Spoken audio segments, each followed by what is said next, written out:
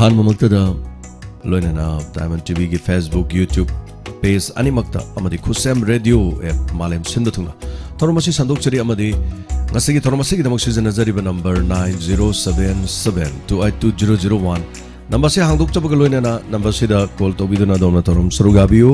loinana khoi gi ngasigi video call adona sarugabining labadi video calling number 7005707808 ngasigi thormasi ki damak hanba caller kodong chaba pijari loinana thormasida yamna toina call phang singna khajitang lepiraga khoi gap lerapma matamda call to bisi aduga phanghauda basingda khudong chaba peminasi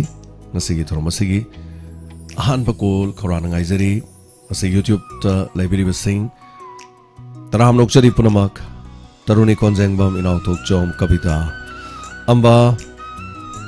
mavem kakching praneshwari Ranjita Binarani Hekrujam Taram Nokcharing Asigi Thorum Asigidama Pukning Warol Gidama Mapumoy Pahong Asigi Maruina Usparani Laisram the Gitabikre Adunga Sigi Pukning Warol the Domadom the Fondo Pinning Bawapam Sing later Basu Fondo Punuaina and about headlines Kitang Nixing Jage Manipur Minister na Popi Taba Masung Drug Lalon was saying the Amakoswakan warning Tokre Doinana Minister amasung director na akan mamigeng changlabasu staff kharana thamoi sengna thabak tobidre mathau masak khangdaba singi mathakta convection lokholagani hana director devena phongdokre janims ki wathok March 38 amadi March English singni kungo hundoi janims ki OPD gi ticket kak nabal langna kiba miyam krik krik inabagi photo go konan hoyalam paugi maroi pa pau singi manung do phongli attendant na I drop Amada Lupatra Lore OPD counter matam chana hangdre dustbin amot apa singni thina lokthok tre patient singna lying binanaba doctor phangdabadi awaba mayok nare haiba wafam yauri asigi Manipur gi leribalengak na chalaiba haibadare makhada leiba haibadare Manipur gi Janims samadi Rims tongan ba district hospital singda lying ba matam da miyam na pian ba oidribra haibasi matangda yamna kanna miyamna ngangnaribam talakni ana layeng haibasimi pung khodi makte yumtong khoding da thokpani karigoma matamda sung manungai da ba thodok wathok kya marom tholok pasina che minister amasung director akan ba midyeng changlo staff karna thamoi sengna tawdre haibagi wafam mama huyelan paugi maroiba pau yauri Loktak lip irrigation gi ising lorga Imphal da pirgani haina minister na phongdokiba MLA Surja Kumar na Turiel Tengba Hokre Haibasu Sigi William Pau Maroiba Pau the Fongli Mahiroi Lup Anigi student anti-drug task force same lay Haiba Wapam Renana Nepal dadi u amayan badami am hat pagamana na cherak pi haina sibsana na Fongdo Wapam Nongan bahat kibagi case da aine da sinadrabadi ngapigani NIA da sinadrabadi akan makongjang changsilagani haiba wafam asigi maroba pau da phongli so koi ngasigi thormasigi hanba call ngaijari thormasigi dama call phanganda ba singnadi call tanja se tobiradi soidena phangani amoire ngasigi thormasigi lengsin biraktu yawbiriba panama YouTube amadi Facebook ta lebiriba sing taramna hana nawchari Manipur da NRC sanhalu haiduna Delhi gi jantar mantar da khongjang jangsin kre Myanmar dagi pusulaba gari mari ga thana popi thana na maru kilogram kun hena far hai popi anthana bohona ringa da mo popi thana na bagi Myanmar dagi pusulakpa gari mari ga thana na popi maru kilogram kun ga fare sugi ground rule sing thugai bagi wapam home minister da khanghala me haina Manipur gi semission na phongdok wapam Loktak ki ising malom phawba purakadauri haiba wafam sufongni Organic farming da center da mateng pangani governor Amukta da Lok Sabha amasung state assembly gi mikan pangthona na batorang torena law minister na phongdo wafam da ngasigi ponofam gi maroi paw sing manung da yauri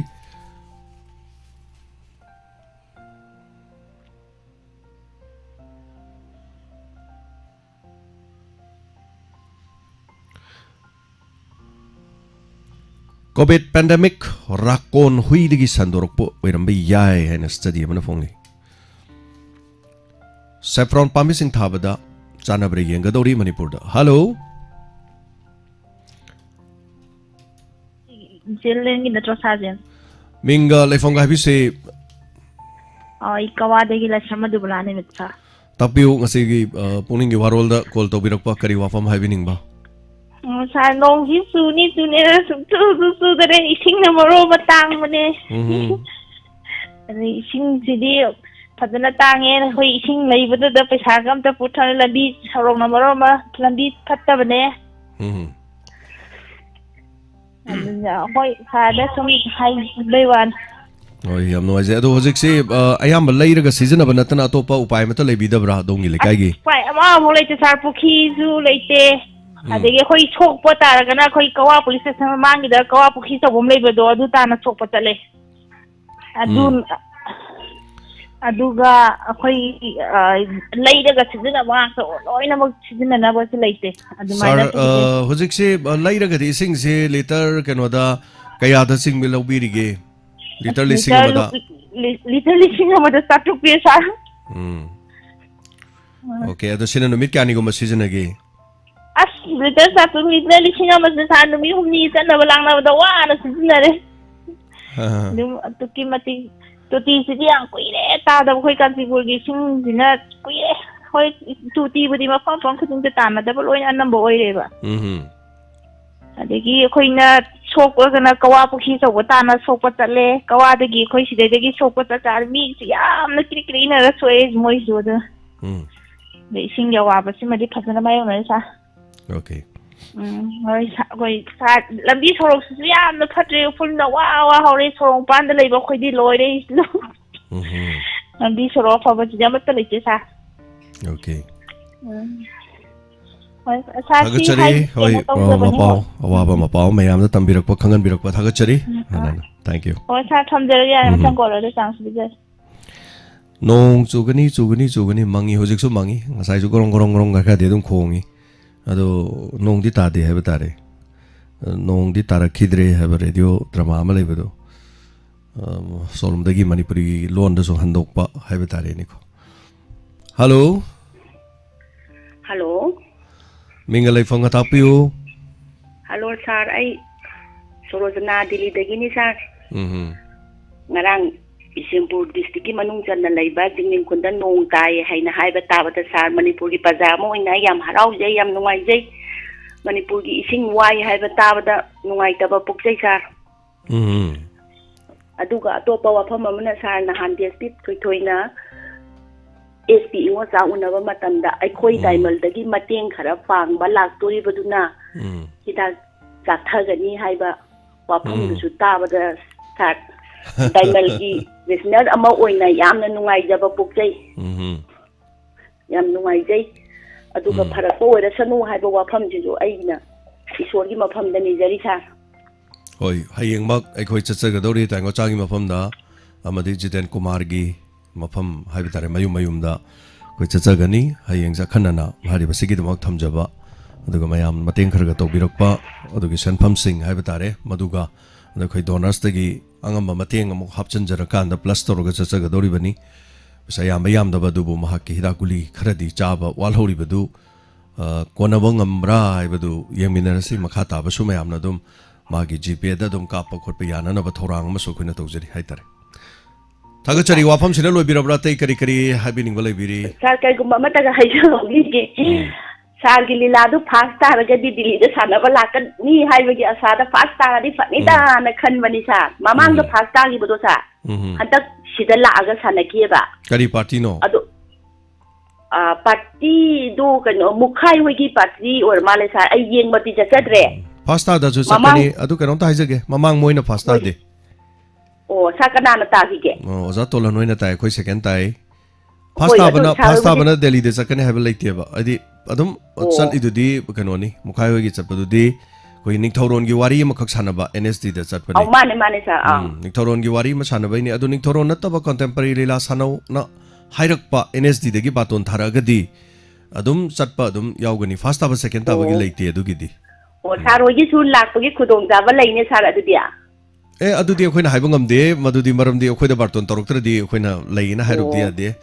baton torokpa akoi mamangda dum yaukre mamangda NSD de sanaba ai dum laame mamangda so sanaba ko sari yam nuai jai aduga Manipur gi mafam khudi makta sar hoigi lila party na thana ba chat pa se sar kana gumna di sawning ba yai akhoi gi daimal gi nungsiba mi pu khudi mana sar bu yingning badagi uning badagi mi se ken dok thoi dok na yam bani haiba wafam sin ju aina thamjani mi sa si haiba atoba atai su sanai da dum sanaba di hoi chomme khoi so dum wai mi atai so dum wai ado kasu aigumano kai do no da karai da kanada kai de helo ne ge chamani hoi khoi banung sibi ba mayam thokle mayam lei mai bel sing mayam na lila wai ba matam da dum ai ming yaw ga dum wai rak pa ayam bani hai ba tai da khoina kari gum khara tau jaba sida khoi banung sibi ba duga khoi gi mat pham ma pibi bani na dumai na dum logjei thoido hindong nai khoina matik mayai chen bagi du ge da gi nate aina kanas da gi helo ba leite khoi de gi hen ba uza guru mayam leiri bani da aduna punama adum chali moichu chali khoi chali hoi laibuk phaba haigadra April tha simadi loiram dai gi chaiwol kharam dunatana ayamba loina fulle haibatare koina lila se mayamna haibir pano mu ahum chachaga dauri bani hari basing ase second tajarasu haibatare du thagachari hanana aduga hello good afternoon sir taram lokchari ai wabagai kada kita kina malpon meno tapiu kari wafam habeni ngarangi aina sage video gido adu aina khoda to aina khogi jokpa na kaino gi lampa ma no wam leiba adu gi thon bagi ai ju chalu chena satpa yawe dai zama pham daga thangna na yam phujana leiram ba haidare hawai du adai dai aina fajaman gi dana aina adu phati amana maga matam disha gi dre aina thaga ki do pungning warwa haure ba adu mayam da hunjaki bani ko ure ai uye ba hoi adu sum fajara pa do gang ha nin malaga pusparani ga la kaniana chethubi ga koi ga dala kaniya dana tabu de chethubi de kasinda po lai de hadana khudong saba do ogi dre adu la amaga di khoi gi ai puroi bana e mai la di kai kai enjana pi do ai gi di amta laitre di ai kano tawre ba adu mana pa ma saw nam ta tha bangam dre sim phan jina adu kano taw na ba ai labuk ta ka putharaga ai ju sappa sang di ha ba dubu nomi tu di la adi sap in aru ra ge adu ga ai na khara kano tawraga ha pa ge po sai do na khan ba ne adu khudong cha gi dre ai na matung la ko amu kano taw na khona hai gi bani adu sar ge jo adu ge hawai du adu ai sia ta ka ni Agachari hoi adu hai ja ke ta bane thamjarage thank you yam nungai jai koina tawjariba thabaga segidama nuksibiba kwa mafam pibiba thank you so much adu mayam gi hona jariba khoi gi dama khai batare ni kari go makhara mayam na mafam pibiba do yam nungai jai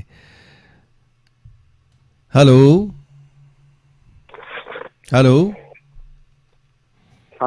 jaje sai ko pancha makai digi sang them to metai ne zathomba taram nukchari habiu jaje skenom tang ai wakan ni sum haija mani da jaje puning waron se ko mam masak maming di 15 ka su nukti gi hoi khana ba leba ki kana ba batam gi thoi bo to do to pi wari di pau nuai bo di ta je bo do su gi oina sum puning waron je ma no mo gi phone to ho da ba ya de na hai ba gi adum da sum le ta ba so henu wa da ba tare ko adum ba so to ning da ba yar ga di kar kal ga to bi ga di ta ba ko da su nuai jai adum ma na sum to ba do ja jan kan no ne na to dai ji nga ha ja ja phayeng akhoi gi finance gi khaba ibom jar gi mnak ta kan ne na tai suresh ki di mamang dai na khara apta gre ado bom dagi do heng wajajan heng tato ne bako heng chakani ado jai lupa bom dagi do lupa lusi ngam tang kaptar ke yam nungai jai oza tomba soidana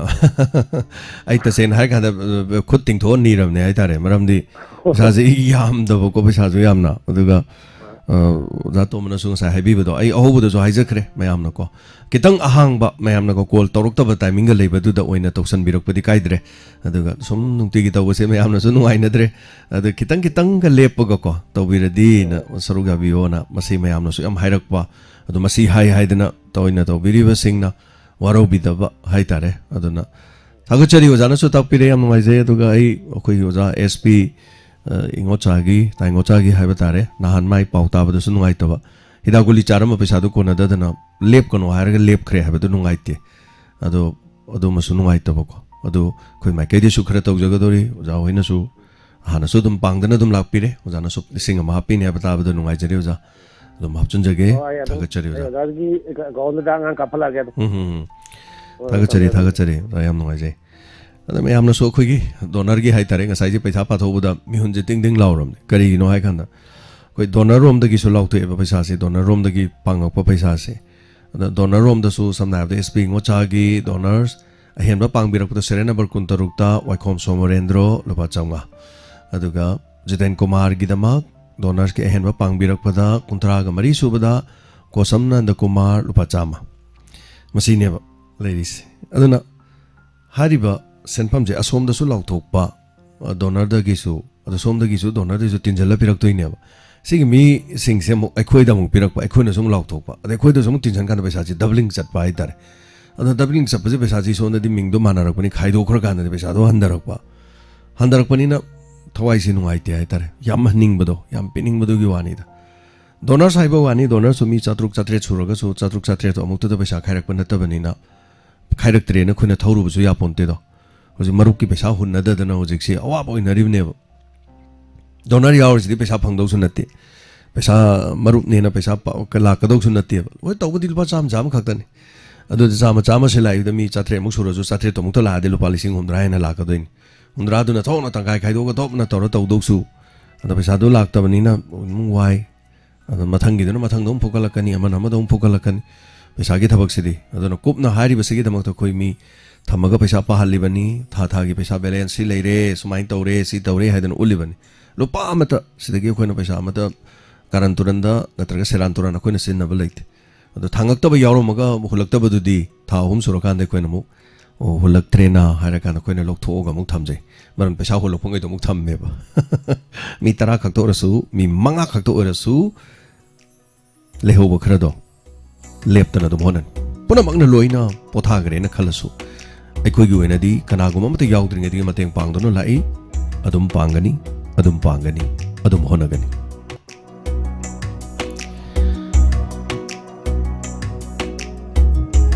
ꯃꯊꯪꯒꯤ ꯀꯣꯂꯔꯗ ꯈꯨꯗꯣꯡꯆꯥꯕ ꯄꯤꯖꯔꯤ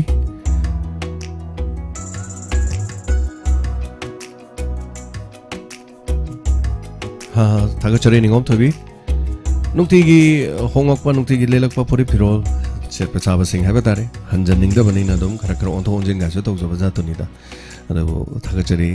ꯍꯥꯏꯕꯤꯔꯛꯄ ꯁꯤꯒꯤꯗꯃꯛ ꯑꯗꯨꯒ ꯃꯊꯪꯒꯤ colour ꯑꯃꯅ ꯀꯔꯤ ꯍꯥꯏꯔꯤ ꯍꯥꯏꯕꯗꯨ ꯑꯃꯨꯛ ꯇꯥꯃꯤꯟꯅꯁꯤ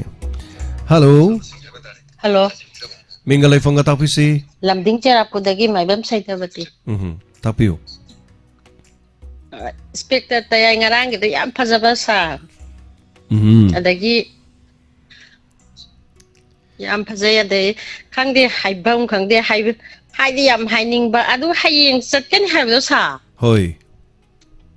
ꯀꯔꯥꯏꯗꯒꯤ ꯄꯨꯟꯗꯣꯏ ꯑꯩ ꯌꯥꯝꯗꯤ ꯆꯠꯅꯤꯡꯉꯤ ꯏꯊꯟ ꯈꯛꯇ ꯉꯥꯏꯕ ꯗꯣꯅꯔꯁꯦ ꯑꯩꯈꯣꯏ ꯂꯩꯀꯥꯏ ꯆꯦꯔꯥꯄꯨꯔꯁꯤꯗꯒꯤ ꯆꯦꯔꯥꯄꯨꯔꯒꯤ ꯃꯥꯏ ꯉꯥꯛꯄꯤꯔꯤꯕꯅꯤ ꯍꯥꯏꯇꯥꯔꯦ ꯃꯤ ꯑꯃꯈꯛ ꯌꯥꯎꯕꯤ ꯌꯥꯝ ꯅꯨꯡꯉꯥꯏꯌꯦ ꯑꯗꯨꯝ ꯑꯃꯈꯛꯇꯪ ꯌꯥꯎꯕꯤꯕꯗꯣ ꯆꯦꯔꯥꯄꯨꯔ ꯂꯝꯗꯝꯗꯒꯤ ꯗꯣꯅꯔꯁꯇ ꯃꯤ ꯑꯃꯈꯛ ꯌꯥꯎꯕꯤꯕꯗꯣ ꯌꯥꯝ ꯅꯨꯡꯉꯥꯏ ꯑꯗꯨꯒ ꯆꯠꯄꯗꯤ ꯑꯩꯈꯣꯏꯒꯤ ꯀꯩꯅꯣꯒꯤ ꯖꯤꯇꯦꯟ ꯀꯨꯃꯥꯔꯒꯤ ꯂꯣꯀꯦꯁꯟ ꯍꯥꯏꯇꯥꯔꯦ ꯑꯩꯈꯣꯏ ꯒ꯭ꯔꯨꯞꯇ ꯊꯥꯕ ꯍꯧꯔꯦ ꯍꯥꯏꯔꯤꯕ ꯂꯣꯀꯦꯁꯟꯁꯤꯗ ꯑꯗꯨꯝ ꯏꯁꯥꯅ ꯃꯣꯕꯥꯏꯜꯗ ꯌꯦꯡꯕꯤꯔꯒ ꯑꯩꯈꯣꯏ ꯑꯩ ꯍꯌꯦꯡꯗꯤ ꯄꯨꯛꯅꯤꯡ ꯋꯥꯔꯣꯜ ꯇꯧꯖꯔꯔꯣꯏ ꯍꯥꯏꯖꯔꯤꯕ ꯑꯩ ꯑꯗꯨꯅ ꯄꯨꯡ 11 ꯁ꯭ꯋꯥꯏꯗꯒꯤ ꯑꯩꯈꯣꯏ ꯒꯥꯔꯤ ꯊꯧꯕ ꯍꯧꯔꯒ 12 ꯐꯥꯎꯕꯒꯤ ꯃꯅꯨꯡꯗ ꯖꯤꯇꯦꯟ ꯀꯨꯃꯥꯔ ꯍꯣꯏꯗ ꯑꯩꯈꯣꯏ ꯄꯨꯜꯂꯒ ꯃꯥꯒꯤꯗꯣ ꯑꯃꯨꯛ ꯂꯣꯏꯁꯤꯜꯂꯝꯃꯒ ꯇꯥꯏꯉꯣꯆꯥꯒꯤ ꯃꯅꯥꯛꯇ ꯑꯃꯨꯛ ꯆꯠꯀꯗꯕꯅꯤ ꯑꯗꯨꯅ ꯂꯣꯀꯦꯁꯟ ꯊꯥꯕ ꯍꯧꯔꯦ ꯂꯣꯀꯦꯁꯟ ꯈꯪꯕꯤꯅꯤꯡꯕ ꯂꯩꯔꯁꯨ ꯑꯩꯈꯣꯏꯗꯒꯤ ꯂꯣꯀꯦꯁꯟꯗ ꯑꯗꯨꯝ ꯆꯠꯄ ꯌꯥꯏ ꯍꯥꯏꯖꯔꯤꯕ ꯍꯥꯏꯕꯗꯤ ꯂꯣꯀꯦꯁꯟꯗꯨꯅ ꯖꯤꯇꯦꯟꯒꯤ ꯌꯨꯝꯗꯣ ꯇꯥꯛꯀꯗꯧꯔꯤꯅꯦꯕ ꯍꯧꯖꯤꯛꯇꯤ ꯌꯥꯝ ꯆꯥꯎꯈꯠꯂꯕꯅꯤꯅꯀꯣ ꯑꯗꯨꯅ WhatsAppꯇꯒꯤ ꯑꯗꯨꯝ ꯂꯧꯕꯤꯕ ꯌꯥꯏ ꯑꯉꯥꯡ ꯑꯍꯩꯕ ꯑꯃꯅ ꯑꯗꯨꯝ ꯌꯦꯡꯍꯜꯂꯒ ꯂꯣꯀꯦꯁꯟꯗ ꯑꯗꯨꯝ ꯒꯥꯔꯤ ꯊꯧꯕꯗ ꯑꯗꯨꯝ ꯌꯧꯒꯅꯤ ꯑꯗꯨꯒ ꯄꯨꯟꯕꯗꯤ ꯑꯩꯈꯣꯏ ꯀꯋꯥꯗ ꯑꯩꯈꯣꯏ ꯄꯨꯟꯕ ꯇꯥꯔꯦ ꯀꯋꯥꯒꯤ ꯕꯖꯥꯔꯁꯤꯗ ꯑꯩꯈꯣꯏ ꯄꯨꯟꯅ ꯂꯩꯔꯅꯤ ꯄꯨꯡ 12 ꯐꯥꯎꯕ ꯉꯥꯏꯔꯒ ꯑꯩꯈꯣꯏ ꯂꯥꯛꯀꯗꯕꯁꯤꯡꯅ ꯑꯩꯈꯣꯏꯒꯤ ꯅꯝꯕꯔꯗ ꯑꯗꯨꯝ ꯄꯥꯎ ꯐꯥꯎꯕꯤꯔꯛꯄ ꯌꯥꯔꯦ ꯒ꯭ꯔꯨꯞꯇ ꯄꯥꯎ ꯐꯥꯎꯕꯤꯔꯛꯄ ꯌꯥꯔꯦ ꯒ꯭ꯔꯨꯞꯇꯁꯨ ꯑꯩꯈꯣꯏ ꯁ꯭ꯋꯥꯏꯗ ꯂꯩꯔꯤ ꯁꯨꯃꯥꯏꯅ ꯇꯧꯔꯤ ꯍꯥꯏꯕꯗꯣ ꯂꯣꯏꯅ ꯑꯗꯨꯝ ꯒ꯭ꯔꯨꯞꯇꯣ ꯁꯥ ꯑꯩꯗꯤ ꯈꯪꯍꯟꯖꯔꯒꯦ ꯌꯥꯎꯗꯦ ꯑꯩ ꯀꯩꯅꯣ ꯑꯣꯏꯅ ꯑꯗꯨꯝ ꯀꯩꯅꯣ ꯇꯧꯕꯅꯦꯕꯀꯣ ꯀꯩꯁꯨ ꯀꯥꯏꯕ ꯑꯗꯨ ꯂꯩꯇꯦ ꯑꯗꯨꯃꯛ ꯑꯗꯨꯝ ꯐꯣꯟꯗꯅꯦ ꯑꯗꯨꯝ ꯃꯦꯁꯦꯖ ꯊꯥꯕꯤꯔꯛꯑꯣ ꯑꯗꯨꯝ ꯍꯣ ꯍꯣ ꯐꯣꯟ ꯍꯣ ꯍꯣꯏ ꯍꯥꯡꯗꯣꯛꯆꯔꯒ ꯊꯝꯖꯒꯦ ꯑꯗꯨꯒ ꯑꯗꯨꯝ ꯍꯥꯏꯕꯤꯔꯛꯑꯣ ꯀꯣ ꯑꯣ ꯑꯩ ꯈꯪꯗꯦ ꯁꯥꯔ ꯆꯠꯇꯤ ꯌꯥꯝ ꯆꯠꯅꯤꯡꯉꯦ ꯑꯗꯩ ꯌꯥꯎꯁꯨ ꯌꯥꯝ ꯌꯥꯎꯅꯤꯡꯕ ꯍꯣꯏ ꯍꯣꯏ ꯑꯩꯁꯦ ꯏꯊꯟꯇ ꯉꯥꯏꯕꯁꯤꯗꯅꯦ ꯑꯣ ꯁꯥꯔ ꯑꯩ ꯑꯗꯨ ꯈꯛꯇ ꯍꯥꯏꯖꯒꯦ ꯇꯧꯕꯅꯤ ꯊꯦꯡꯛ ꯌꯨ ꯑꯗꯨ ꯇꯥꯕꯗꯤ ꯑꯩ ꯂꯣꯏ ꯇꯥꯏꯀꯣ ꯁꯨꯝ ꯐꯣꯟ ꯇꯧꯔꯛꯇꯕꯩ ꯋꯥꯅꯤ ꯑꯗꯩ ꯏꯟꯁꯄꯦꯛꯇꯔ ꯇꯌꯥꯏꯁꯤꯅ ꯑꯊꯦꯡꯕꯗꯤ ꯇꯥꯕ ꯉꯝꯗꯕ ꯑꯍꯤꯡꯒꯤ ꯄꯨꯡ 3ꯗꯒꯤ ꯑꯗꯨꯝ ꯇꯥꯔꯕꯅꯦ ꯑꯇꯩꯗꯤ ꯑꯣ ꯐꯔꯦ ꯐꯔꯦ ꯁꯥꯔ ꯊꯝꯖꯔꯒꯦ ꯊꯦꯡꯛ ꯌꯨ ꯀꯩꯁꯨ ꯀꯥꯏꯕ ꯂꯩꯇꯦ ꯇꯥꯕ ꯇꯥꯕꯤꯔꯕꯗꯤ ꯑꯗꯨꯃꯛ ꯌꯥꯔꯦ ꯍꯥꯏꯇꯥꯔꯦ ꯁꯣꯏꯗꯅ ꯌꯥꯎꯕꯤꯌꯨ ꯃꯌꯥꯝ ꯑꯁꯪꯕ ꯃꯈꯩꯗꯤ ꯊꯕꯛ ꯁꯪꯗꯕꯅ ꯁꯪꯗ꯭रे ꯊꯑꯣꯏꯅꯃꯛꯀꯤ ꯅꯣꯡꯃꯥꯏꯖꯤꯡ ꯅꯨꯃꯤꯠ ꯈꯟꯖꯔꯤꯕꯅꯤ ꯅꯣꯡꯃꯥꯏꯖꯤꯡ ꯈꯜꯂꯤꯁꯤ ꯃꯌꯥꯝ ꯆꯠꯊꯣꯛꯄ ꯌꯥꯅꯅꯕ ꯍꯥꯏꯅ ꯍꯜꯂꯣ ꯃꯤꯡ ꯑꯃꯗꯤ ꯂꯩꯐꯝ ꯍꯥꯏꯕꯤꯁꯤ ꯍꯜꯂꯣ ꯍꯜꯂꯣ ꯑꯩ ꯆꯥꯏꯊꯕ꯭ꯔꯒꯤ ꯃꯥꯅꯦ ꯇꯥꯛꯄꯤꯌꯨ ꯀꯔꯤ ꯑꯗꯣ ꯍꯥꯏꯕꯅꯣ ꯗꯣꯅꯔꯒꯤꯗꯣ ꯌꯥꯎꯒꯦꯅ ꯍꯥꯏꯕꯗꯣ ꯍꯣꯔꯦꯟ ꯑꯉꯥꯡꯗ ꯄꯩꯁꯥꯗꯣ ꯈꯔ ꯀꯥꯞꯍꯜꯂꯛꯀꯦ ꯇꯧꯕ ꯑꯗꯣ ꯍꯥꯟꯅꯕꯨꯗꯤ ꯏꯕꯨꯡꯉꯣꯅ ꯀꯩꯅꯣ ꯇꯧꯕꯗꯣ ꯖꯤꯄꯤ ꯅꯝꯕꯔꯒꯕꯨꯗꯤ ꯂꯩꯔꯦꯕꯀꯣ ꯍꯣꯏ ꯍꯣꯏ ꯀꯥꯞꯄ ꯀꯥꯟꯗ ꯍꯣꯏ ꯑꯗꯨ ꯀꯥꯞꯈ꯭ꯔꯦꯅ ꯑꯃꯨꯛ ꯍꯥꯏꯔꯛꯀꯦ ꯃꯦꯁꯦꯖ ꯑꯃ ꯑꯗꯣ ꯊꯥꯕꯤꯔꯛꯑꯣ ꯏꯆꯥꯒꯤ ꯊꯧꯔꯝ ꯈꯨꯗꯤꯡꯃꯛꯁꯦ ꯏꯃꯥꯅ ꯏꯄꯦꯟꯗ ꯍꯦꯛ ꯄꯦꯜꯂꯤ ꯌꯥꯝ ꯅꯨꯡꯉꯥꯏꯖꯩ ꯃꯆꯥꯅ ꯇꯧꯕꯕꯨꯗꯤ ꯃꯃꯥꯅ ꯄꯦꯟꯗ꯭ꯔꯗꯤ ꯀꯅꯥꯅ ꯄꯦꯟꯅꯤ ꯑꯗꯨꯅꯤ ꯑꯗꯣ ꯏꯆꯥꯒꯤ ꯊꯧꯔꯝꯁꯤꯡꯁꯦ ꯇꯥꯕꯗꯕꯀꯣ ꯑꯁ ꯌꯥꯝꯅ ꯀꯔꯤ ꯍꯥꯏꯅꯤ ꯌꯥꯝ ꯅꯨꯡꯉꯥꯏꯖꯩ ꯍꯣꯏ ꯍꯣꯏ ꯊꯧꯔꯝ ꯈꯨꯗꯤꯡꯃꯛꯇ ꯏꯆꯥꯅ ꯇꯧꯔꯛꯄ ꯈꯨꯗꯤꯡꯃꯛꯇ ꯏꯃꯥꯅ ꯌꯥꯝꯅ ꯄꯦꯟꯖꯩ ꯏꯆꯥꯕꯨ ꯌꯥꯝ ꯊꯥꯒꯠꯅꯤꯡꯉꯤ ꯊꯦꯡꯛ ꯌꯨ ꯏꯃꯥ ꯑꯗꯣ ꯊꯥꯒꯠꯄꯗꯤ ꯇꯣꯛꯑꯁꯦ ꯃꯇꯝ ꯈꯨꯗꯤꯡꯃꯛꯇ ꯏꯆꯥꯅ ꯇꯧꯔꯨ ꯈꯨꯗꯤꯡꯃꯛꯇ ꯃꯪꯒꯣꯜ ꯑꯣꯏꯕ ꯃꯥꯏ ꯄꯥꯛꯄ ꯈꯛꯇ ꯑꯣꯏꯔꯣ ꯍꯣꯏ ꯍꯣꯏ ꯏꯆꯥꯅ ꯍꯣꯏ ꯁꯤꯗ ꯏꯆꯥꯗ ꯁꯤ ꯃꯪꯒꯣꯜ ꯄꯤꯅꯤꯡꯉꯤ ꯌꯥꯝ ꯅꯨꯡꯉꯥꯏꯖꯩ ꯏꯃꯥ ꯇꯥꯛꯄꯤꯔꯛꯄ ꯑꯁꯤꯒꯤꯗꯃꯛ ꯍꯌꯦꯡ ꯍꯣꯠꯅꯖꯒꯦ ꯏꯃꯥ ꯅꯠꯇ꯭ꯔꯣ ꯏꯕꯨꯡꯉꯣ ꯍꯣꯏꯅ ꯀꯩꯅꯣꯗ ꯆꯠꯀꯅꯤ ꯍꯥꯏꯕꯗꯣ ꯑꯧ ꯆꯠꯆꯒꯗꯧꯔꯤꯕꯅꯤ ꯏꯃꯥ ꯑꯧ ꯑꯗꯨꯒꯤ ꯅꯪꯅꯕꯗꯣ ꯑꯗꯨꯝ ꯑꯩ ꯍꯣꯔꯦꯟ ꯑꯉꯥꯡꯗ ꯇꯧꯔꯒ ꯀꯥꯞꯍꯜꯂꯛꯑꯒꯦ ꯑꯗꯣ ꯅꯣꯏꯅ ꯃꯤꯡ ꯂꯥꯎꯊꯣꯛꯄꯗ ꯑꯩꯒꯤ ꯃꯤꯡꯗꯣ ꯌꯥꯎꯕꯤꯔꯛꯑꯅꯨ ꯑꯩ ꯌꯥꯝ ꯅꯨꯡꯉꯥꯏꯇꯕ ꯑꯃ ꯂꯩꯔꯦꯕ ꯐꯅꯤ ꯏꯃꯥ ꯌꯥꯝ ꯅꯨꯡꯉꯥꯏꯖꯔꯦ ꯍꯥꯏꯕꯤꯔꯛꯑꯣ ꯑꯗꯨꯝ ꯀꯥꯞꯄ ꯀꯥꯟꯗ ꯀꯥꯞꯄꯦ ꯑꯗꯨꯝ ꯍꯥꯏꯕꯤꯔꯛꯑꯣ ꯍꯣꯏ ꯑꯗꯨꯒ ꯑꯗꯨꯝ ꯍꯣꯠꯅꯖꯔꯒꯦ ꯏꯃꯥ ꯀꯣ ꯊꯦꯡꯛ ꯌꯨ ꯊꯝꯃꯒꯦ ꯏꯃꯥ ꯊꯝꯃꯒꯦ ꯊꯥꯒꯠꯆꯔꯤ ꯏꯃꯥ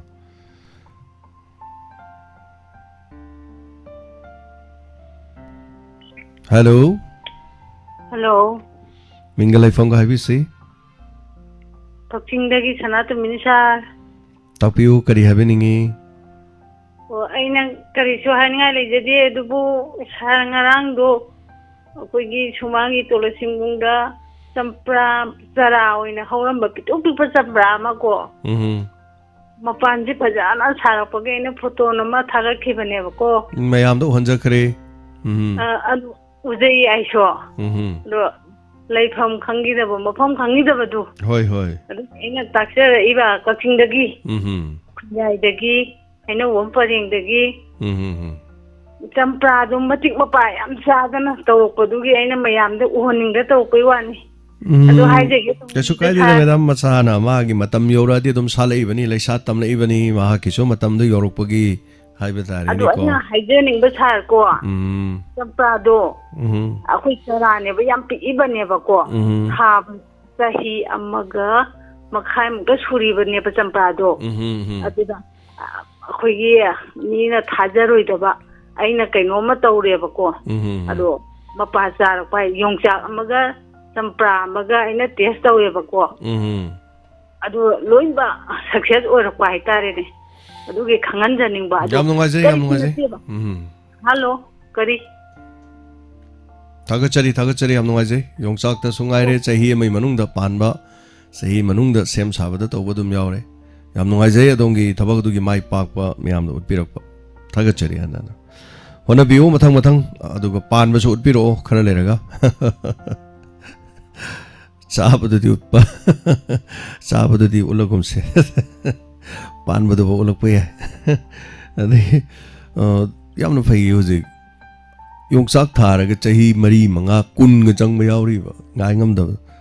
chahi manung da mapan sari champra mahi chahi mai manung mapan sa ta di afabo ore dana aduga sahar do khare am semaga dei di thadok pa hobiro ade khoi su thajrage chahi magi manung da khoi su sana na ba haitare yamna yang na palak pu di phai haijari ba sem gai je hoji sem pambi mapan sai anirak sure hana di pan mane ba mani ado handakti Mangsa iyeng amada mapan sahawi sem pambi du yeng bada nungai hemba guru mayum na pibirakiba khogi hemba guru mayum gi mamaga punna pibirak pane ado nungai jai habatai mapan ga sarak pase aduga pambi na mapan saraga tamakpa Hello Mingal lai phonga tapiu Hello Pungni Warol no giraba Minga muktang khangjage kai lamdagi oibirabano Pangai dagi main bom tumbi. Tapiu kari habe ningi. Atai bidi kan dah hanya canga na bagi ngosaga SP ngosaga kari. So kumarga andagi donor ge anga amga na hebto. Adagi pichai ta capture ke tawni. Donor ge de khoi khai badi hodri e. Hojeki di ani du khotang gi oina ya ma tawjari donor ge jo hora ani ka hobo budi. Ada dum capture pa ya ban natro. Hoi kaisu kaide. Yang bedi yang dil pa sama kita capture kita unya adum ana ba ko silaj kholle ko adum kara happy gina ba capture kita un kapio bibirok pa nungai jai maram de kaino da hayeng ni chatoi je hayeng dai di hoi hayeng dai hela so dum yabadi yai makoi gi number da khoina paisa singai leire na mo hen ma theluni adu kapio no mateng pangbiu hai tare Hanagi GP number do dum laya dum capture pa ya Hanagi GP do kapaga kap khre hai dana screenshot am lawraga ming leifam do iraga thabir o soidana ado tayai ker ke je pita ke tab yam ngai do kwai marwina le shabi maza pakhang sa ta da bche sidai ta khitang ta han bhai ta na chai sin ta ya din kaya ko do yam ngai je bhai ta hoi Ado kanoni tabasu dum leye tadabasu lei wani da ado aya min tahan jan bhai da moi laksing wen budo mani adi wani da ate hin mata ba yam la sabi yam taba yauri pakhang taba yam yauri da leiba budi ko adong ge lekai da su tadabai wani khoi sai da su dum tadabasu leitaba natte chamane adu bu tabado aduna de phawadi oidano ko pungning wakhal fathaba Apun yam tahan jan budo moi je Now bichana haire kabo watching de now bichana le sabi ai tajari haire e maso message thare Kaya sabi laksing moi na ba magi matam na dia public khandam su kaya yaw gre do mani phare thamjage do ngasi horeng hale kaptarage Thank you thagachare Ngasagi inspector te wari anobama tabiu wari sikhra dum Tana tabada mau sing pakhang sing tabada yam kanaba tangka kama oigani na khanjai wari se ngasi ayuki habatare wari se sagat khrabani aina aduga foreign kari tor kadagi habadu di yeminasi aduga wari si oina tamjarakpa matamda taba nungai taba yorokadra yoroidra yohandanam jodm hona jarake adu mayam support tobiu anobu wari ma hello hello yo mingalai fonga tapisi Oh, yang aku pidagi ambabati. Oh, gi isangarang gi inspector tayay do. Yam nungay ba? Thank you. Gi loya gi dialogue po yam phajay. Aduga narang ipagi patum thagalak po do. Kumar Gorop to. Oh. Samhat ka do yam man ba ta. Kumar Gorop to khoi na ngangoi da uzo khara Aduga yam nungay program nungay ba? Asuki mating nungay aduga sum ipagi kanogumba dum channel je tar bangang gi ko. Sai wakal je ꯍꯣꯡꯇꯣꯛꯇꯅ ꯀꯩꯅꯣꯝꯇ ꯑꯣꯏꯔꯁꯨ ꯌꯥꯎꯁꯪꯒꯤ ꯀꯩꯅꯣꯝꯇ ꯍꯥꯏꯔꯁꯨ ꯃꯣꯏꯅ ꯋꯥꯈꯜꯁꯦ ꯑꯗꯨꯝ ꯇꯣꯡꯉꯥꯜꯂꯦꯕ ꯍꯦꯛꯇ ꯍꯣꯏ ꯍꯣꯏ ꯑꯗꯨꯅ ꯑꯩ ꯏꯄꯥ ꯅꯨꯄꯥꯁꯦ ꯋꯥꯠꯂꯤ ꯑꯩ ꯏꯄꯥ ꯅꯨꯄꯥꯒꯤ ꯃꯆꯥꯅꯨꯄꯤ ꯑꯃꯀꯣ ꯌꯥꯎꯁꯪ ꯊꯣꯛꯑꯦ ꯃꯥꯅ ꯋꯥꯈꯜ ꯇꯣꯡꯉꯥꯜꯂꯦ ꯁꯨꯝ ꯈꯔ ꯇꯥꯔꯕꯅꯤꯅ ꯈꯤꯇꯪ ꯈꯜꯂꯔꯣꯏꯁꯤ ꯑꯗꯨꯃꯥꯏꯅ ꯇꯧꯔꯣꯏꯁꯤ ꯈꯔ ꯍꯟꯊꯅꯕ ꯇꯧꯁꯦ ꯍꯥꯏꯕꯁꯦ ꯑꯉꯥꯡꯁꯦ ꯍꯦꯛꯇ ꯑꯉꯥꯎ ꯇꯥꯕ ꯍꯥꯏꯇꯥꯔꯦ ꯃꯌꯥꯝ ꯃꯔꯛꯇ ꯃꯥꯅꯤ ꯃꯥꯅꯤ ꯃꯥꯅꯤ ꯑꯗꯨꯒ ꯑꯇꯩꯗꯨꯅ ꯐꯔꯛ ꯍꯦꯛꯇ ꯇꯥꯗꯅ ꯇꯣꯉꯥꯟ ꯇꯥꯔꯦꯌꯦ ꯃꯥꯁꯦ ꯑꯗꯨꯅ ꯏꯄꯥꯒꯤ ꯋꯥꯔꯤ ꯇꯥꯕ ꯑꯉꯥꯡꯈꯩꯗꯤ ꯑꯗꯨꯝ ꯋꯥꯈꯜꯁꯦ ꯌꯥꯝ ꯍꯣꯡꯉꯦ ꯍꯥꯏꯕ ꯌꯥꯝ ꯐꯩ ꯍꯥꯏꯕ ꯌꯥꯝꯅ ꯍꯣꯏ ꯍꯣꯏ ꯍꯣꯏ ꯑꯗꯣ ꯑꯗꯨꯃꯥꯏꯅ ꯍꯥꯏꯔꯛꯄꯅꯤ ꯑꯩꯅ ꯉꯔꯥꯡ ꯐꯣꯇꯣꯗꯣ ꯏꯄꯥꯁꯦ ꯀꯨꯃꯥꯔ ꯃꯥꯜꯂꯦꯅ ꯍꯥꯏꯒꯦ ꯇꯧꯔꯛꯄꯅꯤꯗ ꯍꯣꯏ ꯍꯣꯏ ꯌꯥꯝ ꯅꯨꯡꯉꯥꯏꯖꯩ ꯊꯝꯖꯔꯒꯦ ꯊꯦꯡꯛ ꯌꯨ ꯌꯥꯝ ꯅꯨꯡꯉꯥꯏꯖꯩ ꯍꯟꯅ ꯍꯟꯅ ꯊꯥꯒꯠꯆꯩ ꯑꯗꯨꯒ ꯍꯥꯏꯕꯤꯕ ꯑꯁꯤꯒꯤꯗꯃꯛꯇꯁꯨ ꯊꯦꯡꯛ ꯌꯨ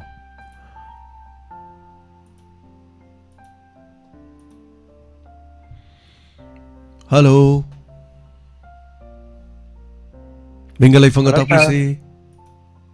ꯑꯋꯥꯔꯛꯄꯗꯩ ꯁꯃꯥꯟꯅ ꯃꯥꯏꯃꯨ ꯇꯥꯛꯄꯤꯌꯨ ꯀꯔꯤ ꯑꯩꯅ ꯐꯣꯡꯖꯅꯤꯡꯕ ꯃꯨꯅꯤ ꯋꯥꯔꯣꯟꯗ ꯍꯥꯏꯕꯤꯌꯨ ꯏꯁꯨ ꯄꯣꯛꯄꯤꯗꯩꯅ ꯊꯋꯥꯜ ꯍꯥꯎꯀ ꯊꯋꯥꯜ ꯌꯧꯕ ꯒꯥꯔꯤꯁꯦ ꯇꯞꯅ ꯊꯧꯕꯤꯒꯅꯨ ꯀꯟꯅ ꯊꯧꯕꯤꯌꯨ ꯑꯩ ꯍꯥꯏꯖꯅꯤꯡꯉꯤꯁꯦ ꯒꯥꯔꯤꯁꯦ ꯍꯥꯏꯕꯗꯤ ꯁꯣꯛꯄ ꯄꯝꯕꯗ ꯏꯃꯨꯡ ꯃꯅꯨꯡ ꯑꯃ ꯊꯦꯡꯅꯕꯗ ꯊꯦꯡꯅꯗꯣꯏ ꯉꯥꯛꯇꯅꯤ ꯋꯥꯁꯦ ꯒꯥꯔꯤꯁꯦ ꯇꯞꯅ ꯑꯝꯇ ꯊꯧꯕꯤꯗꯕ ꯑꯗ ꯀꯟꯅ ꯊꯧꯕꯤꯌꯨꯁꯤꯅꯦ ꯍꯥꯏꯖꯅꯤꯡꯉꯤꯁꯦ ꯑꯁꯣꯛꯄꯟ ꯍꯥꯏꯕꯗꯤ ꯂꯥꯟꯖꯗꯕ ꯃꯤꯁꯨ ꯁꯣꯛꯇꯣꯏꯅꯤ ꯑꯗꯨ ꯈꯟꯕꯤꯗꯕ ꯍꯥꯏꯇꯥꯔꯦ ꯀꯣꯟꯅ ꯊꯦꯛꯄ ꯖꯒꯥꯁꯤ ꯄꯣꯠꯁꯤ ꯌꯦꯡꯕꯤꯗꯕ ꯑꯗꯨꯒꯤ ꯄꯨꯛꯅꯤꯡ ꯋꯥꯔꯒ ꯑꯩꯅ ꯅꯅꯥꯎꯅ ꯁꯦꯡꯇꯣꯛꯆꯅꯤꯡꯕ ꯑꯗꯣ ꯒꯥꯔꯤꯗꯣ ꯇꯞ ꯇꯞꯅ ꯊꯧꯕꯤꯔꯒ ꯌꯧꯗ ꯂꯩꯕ ꯄꯣꯠꯅꯤ ꯂꯥꯟꯖꯗꯕ ꯃꯤꯁꯨ ꯑꯁꯣꯛ ꯑꯄꯟ ꯅꯪꯒꯅꯤ ꯇꯞꯅ ꯊꯧꯕꯤꯗꯕ ꯀꯣꯟꯅ ꯄꯤꯁ ꯐ꯭ꯔꯤꯗꯝ ꯑꯦꯀꯥꯗꯃꯤ ꯁ꯭ꯀꯨꯜꯗꯒꯤꯅ ꯑꯁꯤꯒꯤ ꯍꯥꯎꯈ ꯁꯥꯕꯅ ꯍꯟꯗꯛ ꯂꯤꯂꯥ ꯁꯥꯟꯅꯈꯤꯕ ꯂꯤꯇꯜ ꯏꯁꯥꯔꯒꯤ ꯀꯣꯟꯅꯔ ꯑꯃ ꯊꯦꯛꯑꯦ ꯂꯥꯏꯕꯨꯡ ꯌꯧꯔꯦ ꯑꯗꯨꯗꯒꯤ ꯑꯃꯨꯛ ꯃꯊꯪ ꯇꯥꯡꯖꯤꯡꯕꯨ ꯀꯩꯅꯣ ꯊꯦꯛꯄꯅꯦꯕ ꯁꯨꯄꯣꯄꯤ ꯂꯤꯂꯣꯡ ꯑꯗꯨ ꯊꯦꯛꯒꯤ ꯖꯒꯥ ꯒꯥꯔꯤꯁꯦ ꯈꯤꯇꯪ ꯌꯦꯡꯉ ꯊꯧꯕꯤꯕ ꯍꯥꯏꯖꯒꯦ ꯇꯧꯕꯅꯦ ꯑꯗꯣ ꯑꯩꯅ ꯃꯃꯥꯡꯗꯁꯨ ꯑꯩꯅ ꯍꯥꯏꯖꯈꯤꯕꯗꯨ ꯁꯣꯏꯈꯤꯕ ꯃꯌꯥꯝꯅ ꯉꯥꯛꯄꯤꯒꯅꯤ ꯍꯥꯏꯕꯗꯤ ꯒꯥꯔꯤꯁꯦ ꯀꯟꯅ ꯊꯧꯕꯤꯌꯨ ꯍꯥꯏꯕ ꯄꯣꯠꯇꯤ ꯅꯠꯇ꯭ꯔꯒ ꯎꯄꯥꯏ ꯂꯩꯇꯦꯕ ꯐꯥꯒꯤ ꯅꯠꯇꯅ ꯌꯦꯡꯉ ꯑꯩꯈꯣꯏ ꯀꯣꯟꯅ ꯑꯃ ꯑꯣꯏꯔꯣ ꯎꯗꯕ ꯄꯣꯠꯇꯨ ꯒꯥꯔꯤꯗꯣ ꯍꯟꯅꯗ ꯌꯦꯡꯕꯤꯗ꯭ꯔꯦꯕ ꯒꯥꯔꯤꯁꯦ ꯍꯦꯛ ꯎꯅ ꯑꯩꯁꯦ ꯅꯥꯟꯁꯤꯜꯂꯒ ꯑꯁꯣꯛꯄ ꯃꯌꯥꯝ ꯊꯣꯛꯑꯦ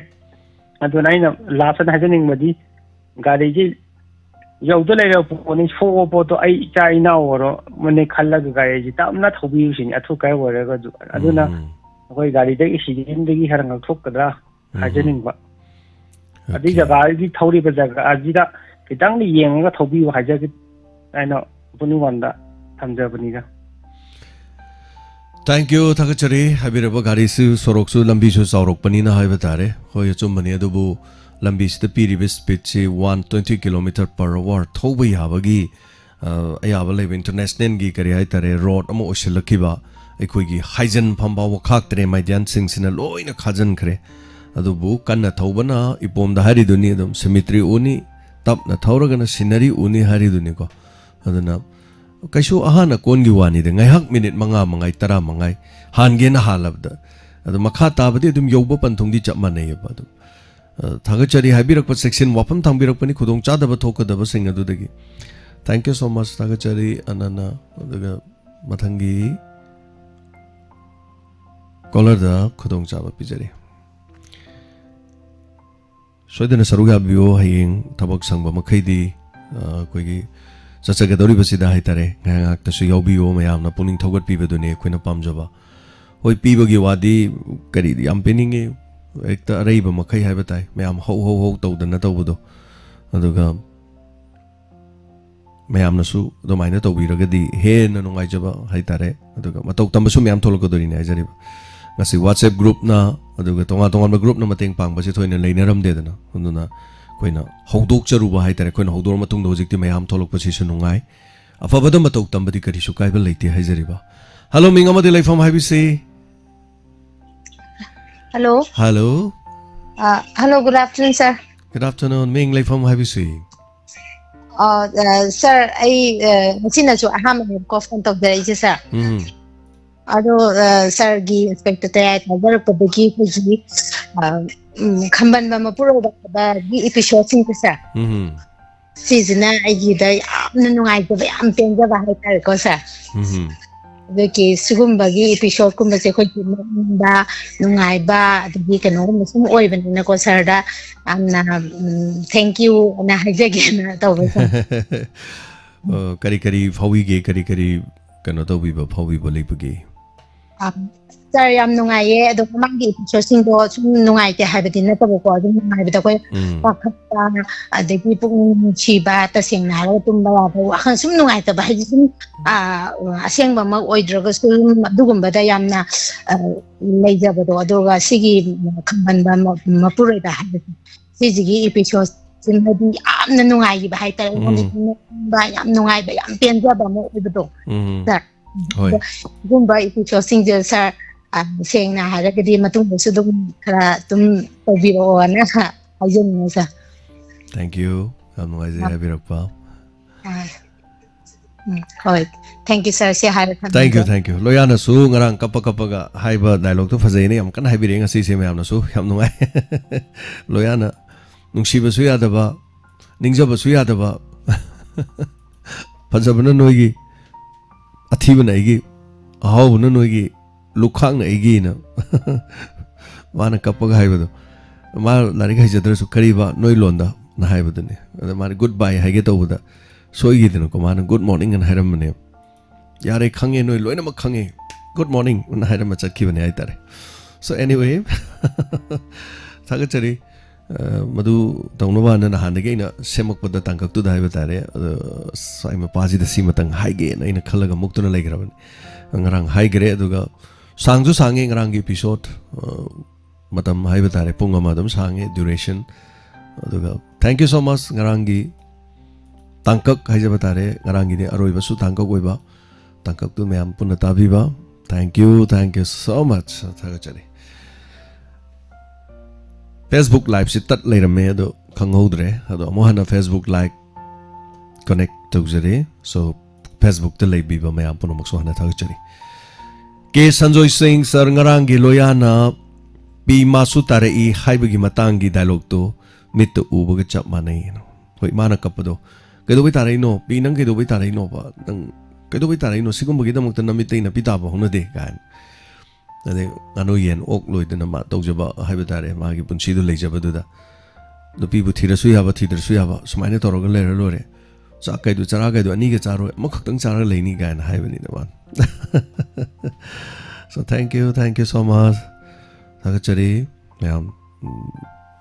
inspector te age reaction nai tare ko tabira matung da fawirok pa wakhalon sing tamjabagi nungai ba sudum lei hai tare aduga inspector te aina suni koni hingjari se aduna tradi kesu kai revenue kesu lei banatte tawjari mayam sini nungsi kraba mayam punomana donas te gi khairak pa mu khairak pa dong thamba adagi mo lokthokani angang ge gi muk tolop ong pini amuk men khatkani amuk loksen gani amuk pasan gani amuk tawgani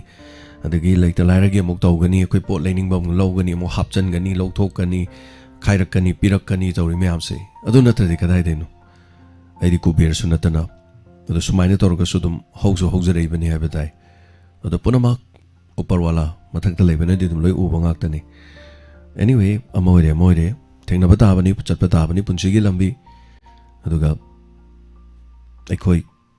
punchigi chaliba lambi sidi aduma lengdana mafam amda leini adi leite ta thagi ba yai ka khalak ba yai more and more hen wang khalak pa su yai hen aphabada chatki ba su yai hen mai pak pa dalak pa su yai kanana khangba khudi mak thibadagi miyoi bagi punchi de kak loiba su duma yaw do banate haijariba aduna yam tatne khoine ningsing bi yai haujik aikoi struggle gi matam ni ngarang gang maina haibadu haujik khoi struggle ne ba haujik se khoi gi nungai bagi matam natte struggle ni khoi khon aba matam ni suba nomba matam ni thabak ama suru roba su tawru roba su ngasi gi thabak su da ba yadi aikoi let's do something khoi kari gumma khara tawgadabani aduga aina tawriba thabak se aigi leibak ki oigadabani aigi imung gi oigadabani aigi maruma pang gi oigadabani aigi khunai si gi oigadabani ngasi aina honariba singa se hayeng aina retirement la kanda aina honabagi mapal duna adu de chara legedabani aduna haujik hona hugdaba taradi hayeng aina potha gadaba matam aina nungai gadaba matam aduda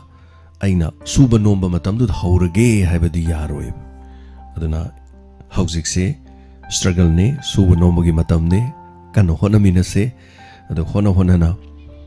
tungi damak hayeng potha ba matam do potha na ba hono sinatradi haujik hono dradi hayeng potha do matam da dom awaba oigini hello minga delay from habisi Hello hello ibung ay wahindagi Sundarinina ibungo. Taram nukchari habiyo. Ha. Yung khangdira gyan mem ta da bam tore ngai inspector tayai gido. Hoi. As khangdi loyana mana kobi masoi shoraga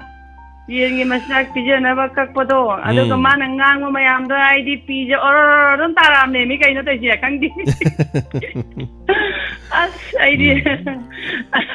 yam tina nunga do investigation taraga police sing duna padan sigati bado. Hoi hoi. Adu su yam nungai je ba.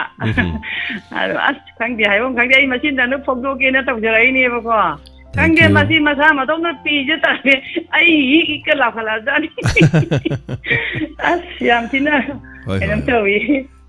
Yam nungai je. Si sumaina puthok bi ba inaw gi gunje as nga konida. Thank you. Mi gi thamoy je ka hen baga su ngami. Samai ta buno khangdi. Hoi. Oh, fare ibungo si haija thamjarage. Thank you. Thagachari je. Yam nungai je mayam nungai badun Maibel sing iche chal sing mayam nungai ba maru mapang sing nungai bang no maging haktang ore basu ko khoina thaujari se hai tare tabiri ba sing support to biri ba pun mama haija batari yam nungai je Anandi morang tem thagachari matam pumbadai khulejari sar pone han tabigeno na tapire hoi kaisu han tabal leite da puning budi kari han tharu negi adu punsi di nei na da badi ade ba khwa han galaga yeng da basunga yade hauki ba matam me khoina kawa yade ngasi taibang miyo bana khoini hingliba se ningsing bana hingliba ne ningsing ba mahak na mang khrabada ai isana ai gi ming kari kawi haiba phawo khangoi ningsing ba leiramada punumak leiribani ningsing ba haiba sina punumak ni tung hankalaga yeng da ba yade hauki ba maboi khuna mirai ba yade ngasi haiba se hayeng ge history ni hayeng haiba se hangsit ge history ni punumak oigadori ba se matam amgi matung da ngasi tang khrabanu mina se oh matam do haigadori ba Ngasigi numit asida domna leri ba sakpam adongi furikhaw adongi fibam adongi imung manunggi mari adongi nungsinabagi mari kanana khangba ngasi sidagi mu matam khara chatkhra matungna hariba pungpham sing ado adongi account kairak ba yai adongi mari kai kiba yai adongi nungsinaba imung manunggi mi lapna kiba su yai hengalak ba su yai hengalak ba afabado orak ba su yai adubu ahong ba haiba se adumak nai apai ba lechin gi saklo na masak amada manaraga jo chap manaba phiba mamata leite ahong banai aduna punsi gi su khongchat ahong banai hello minga mate lei phom bi se Hello. hello That phone tawjarai. Hello, Oja James. minga lei phom ga bi yo Elo pen ma kon na ta de. Lai pham na karen jam da gi ni. Ming na pa mo din ni kaujai aeroplane ma kon na ta da na aeroplane ma kon ta dre kon habiyo aeroplane ma kon loi re do ta jage kon manak ta taujai adu bu tan cha da bana phangja dare ngasi di phangja re yamna nungai je ada puning gi waron kitang phongdok jage nungsi khare to ko diamond tv kawi na koi je thamoi na khoida ja khare puning gi waron expect ta ya ayukti Chakchara ama nomidangi chakchara ama oijari aikodi adugo Oja James Ojana ima ningjaba adugo malengda lairiba ima gi mingthon oiribi chingbu nungsijaba pina biba gyan gi lausingna happy duna malengi chinma thongna mingchat ki urong khinduna sakna sonara sanu lehora sanu ko jang Oja James ki phajaraba wahi wata kayana tajaraga thamoi wakhan pothabung ojari aikodi thabak suba thingnabagi lamphamda thabak suna Oja James ki wahi wata phajaba kaya se tajaraga lenjari aikoi masi hairaga thamjarage Oja James ki matam punaguda diamond mu tajari habje marakta phoramusu tawjaraiba Thagachari ham nungai je haibirak pasigi damak tabiyo nungai biyo pothabiyo sarugabiyo video call da maka call to biram ba call si camera off le bikre hello camera on to biro camera off le bado hello oh kari lam do no si oh ising utpire si kai lam no da je si kai no ne khoi mani sama ba khoi kawa pat hai ta de kawa pat aduga kakwa pat ai phone tawrei sina ningthem khuman hoi oja khangjare oja ningthem budi khangjare 오자님 님 까와빠 제가와이드노 레비리시보 거기 그노기 징념의 폴리스 스테이션 레이도 adugi mamang aduga mamang su aduga kainoga awang dhangbaga koi kawa lairembi kaina okay lairembi lampak ama leibudo adu nakan gi mamang longi site ro hoi mane okay ada si pa cheju sitye adugi thangna ba som nakan gi ama atei ngai di ani khitang ngai re sing lei je adu atei di loi ba laikar chale loi tau ba ko ba mathang gi plan gi tau laikrak satli basi ozaning dem si chu pukri oram bra si chu pa ne ba ozaning dem adu asmadu hujik kangingai du da haitare ozaning dem kangingai du da madu gi leibak tu marol am charna jcb na tokhai horadi ko khatlaga wangna lektong oina thamma ba ko asomna kana khana imana kana moi tractor tawraga ko khali ba leibak ko khali ro ada tauri ba ada tractor ada udo man da ke kha thapna re hoi a tractor ani thadaraga leibak lau khali aduga sigi hauji ji ising uri ji ju ada sitli ba sitli si kari gino ising ji nga phana ba kari no ne suktang kan ising sitli hajibu ado upai legi moi gi matang na taw projala da ada engine tawga sitli sina khongba lam da thadai ba khongba da puraga moi ising puri ra ba ado boja ising puri ro ising pude akhoi gi nakan da leba khongba nala do aduga thadagi ba sipa chi sitna bagi aduga som nakan gi thangba ma china gi sitpa loira ba hai tare mayam pukhi da ko mine kango mako ngang ge se sanari ba kano da moi akang ma da sanari ji selibna aina ji lai na gi tunghan gi khudu la nim ko pa adi khare hen ba hai tare ko ngau we taw ga sa ba ya do bu khare lai gen la ne aina inau olen de so pau gi ne kai lai na ta na edition do program la ke ra ai ga theng na ji ya na sum ngaro we na ba na ka taw ge na we ke ji ga sam ni hai le ga phi khara phajara ba phung ga chu sa ya do ba khudu lo hum mari ko pa ku di sang kun ga hai ko sing tang ra kan de sing si to ko do ba nga pha ba gi dama pa ni pa mu ja ga ba da setli moi masagi oi bezalo pachi moi masagi oiram bo iba tai mayang gi oiram ro edudi si kano ni moi nilam lauraga moi sahi gi ko ga yam tawna bani sing gi pamu gre sai khongban da thadui hari do kadai wai do no khongban dam thado ga mayam da yongna na loina pibi redi phani hai tare asa dum ba gi di upai ni to man ra de matik chawe pache ada lairem bi ga uri ba si de hawra ko na si thana gi ada laire adu isle pan masing punna pukhi ji masing yame tara mari nga mu shurangani sigi kana magi farm oramani adudi koina hairu ba yara roi mayam lekai gi oragadi kari no koina lekai gi oragadi kanbina na ba aduga kari hai tare khara tawtho ko tanaga thambiragadi ko yam phabani hai tare kero lekai gi smaina pukri leiba khotpa tawsti yam phaba thabang ni hai batai thagachari ojaning dem thank you so much mayam do honbirak ko yam ngai thank you ojaning dem hello mingalai phong hai bi se sa kaile jabi thebi jinga khani sa kadam thai jage hi che nung chura ko je hara budam harawi ba ko sa adu mayam ne di sing phang do mayam ji khalo ko ji juban ningi sa nung chura ko ji da nung khong ko je ko di am pa kha ba hai tare ko bi lam pa ma ka ba ho ro ko gi hawai mayam hangam mayam do mang ga da nung chura ko di am haraw ji ko sa adu lien jaw ko ji da yam pa kha ba hai tare sa len yaw dra ga de dum ya do ina tro lien jaw dra ga di ya do ina sa dege sa amta ka ba kha sa ga sa sum akhoi le kai sum thok pa hai tare ko lu kha bi jing ji gi mafam je akhoi gi masa masu degi le kai gi hong dong ba sa ge gi hai tare ko saida ma di lu kha bi ni hai bi gi mayam na ya honing da ba je si sa maya o ko ro mo ro sum ba ji ya honing da sa lu kha bi jing ji ba yam han than na yeng ba gi mo se sa nupi mo na khoi di yam ngai je da ba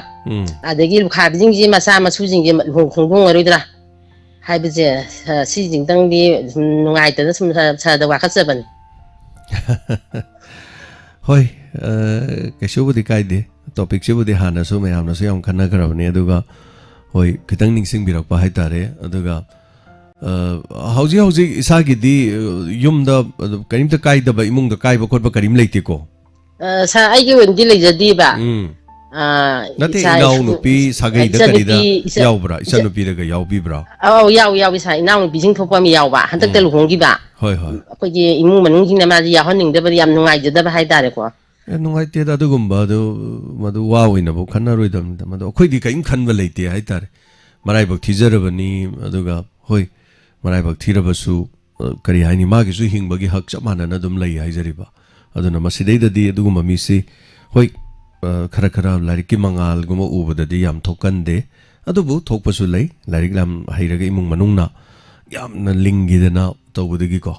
atik akai se moi di hek changa ningdaba adu khakta nate kero lekai gi mi bau lakpada khajik tang natai chada mi ga lakpada geta layu lanchala kono gain tawbasu lai madu mi khara gi wani da ekoi sai khungang da di ekoi lai mi nei si di ka hena du maina khana de hajariba insang thong so dum lanara dum chan mi nei adegi nangi kari leite noi thum lai bro thong kita lawra chenjalaga thum lawna basu dum yawi hajariba ekoi sili khungang gi lei punsi si am nungai garjani da ngasi ekoi di uti thonge uti aseng ba lei ga na thinna basu dum yawi hajariba asi ekoi khungang gi punsi de am nungai ba duga hoi kana gu mani yaw da badena te ekoi khungang da su lukhrabi ni madi magi macha du lohong bada pot mana makok thangna pubi ga nu gain taw basu yaw mi gi makha gi wani hai tare du to ba kari hai bini balai biri sigi to kan je ngai ta na handak si magi masagi thokpa da di lukha bijing ji mai masagi thokpa di yawi ba adu sagi gi tholakpa matam da di imung maning gi tholakpa matam di ya honda ba de sitang chim penja da ba hai tare adu haijaning badi maroina da yaw ba yaroi hai ba nu pi du bu ma bu lukhrabi oira roi hai bra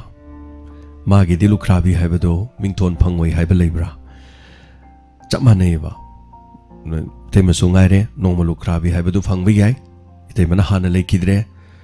yamadu muli hodi yamadu pakra haidu dum oi hodori bani chamane ai sungai re ai nu pi leitra khan dai pakra oi hobi ai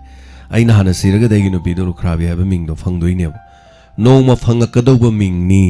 karim to wa biru no basidi loina phang doi ne no ma koi mau sing nas du lukhrabi do do an hai ba ma su no ma lukhrabi orak doi ne tambangam de mai lukhrabi ma su no ma de ming thon phang doi ne anu ra go gera mo gera mi bu sining dana siba kana yauge adana thagachari punamak sidi nongmagi phangagadaba mingthoni adana ngasi mi na waring edu da khunu ko bodo anyway thank you so much thagachari hanana adaga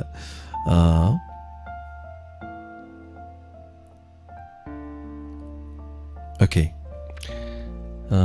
mathangi kolarda khudong chaba mu pizari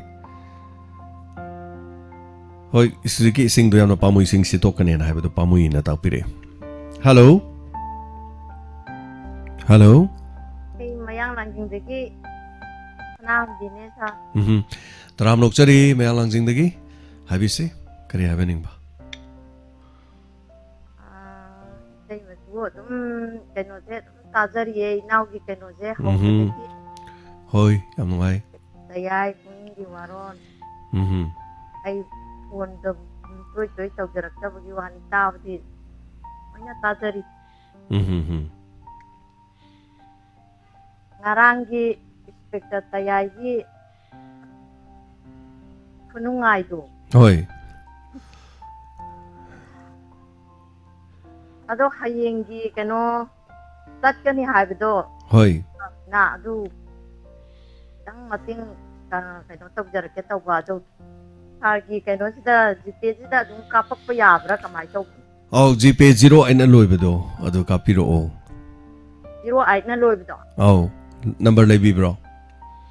oh lai sigi number sida natte sigi number sidi natte adu di laite adu di sana habirak pa yagadra थाजरके सोइदना खरा कपिरो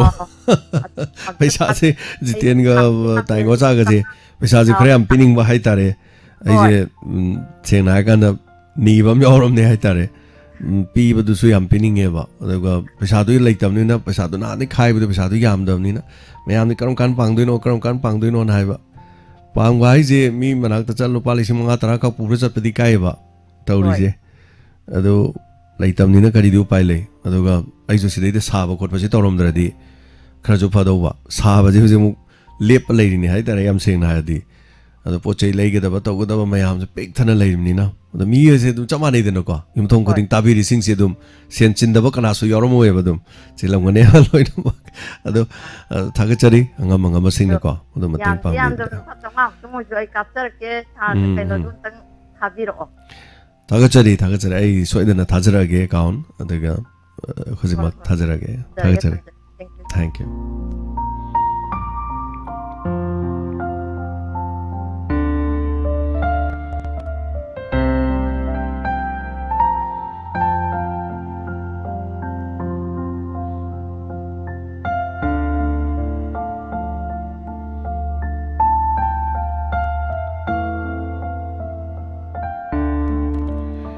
ꯃꯊꯪꯒꯤ ꯀꯣꯂꯔꯗ ꯈꯨꯗꯣꯡꯆꯥꯕ ꯑꯃꯨꯛ ꯄꯤꯖꯔꯤ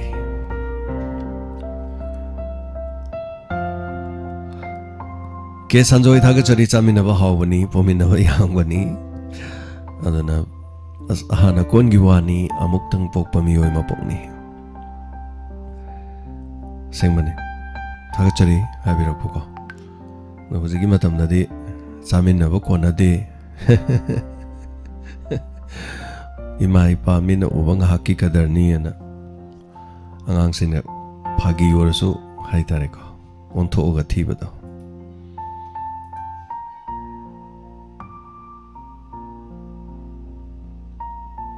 ꯃꯌꯦꯡꯕꯝ ꯇꯣꯝꯕꯤ ꯄꯥꯡꯒꯩꯗꯒꯤ ꯊꯥꯒꯠꯆꯔꯤ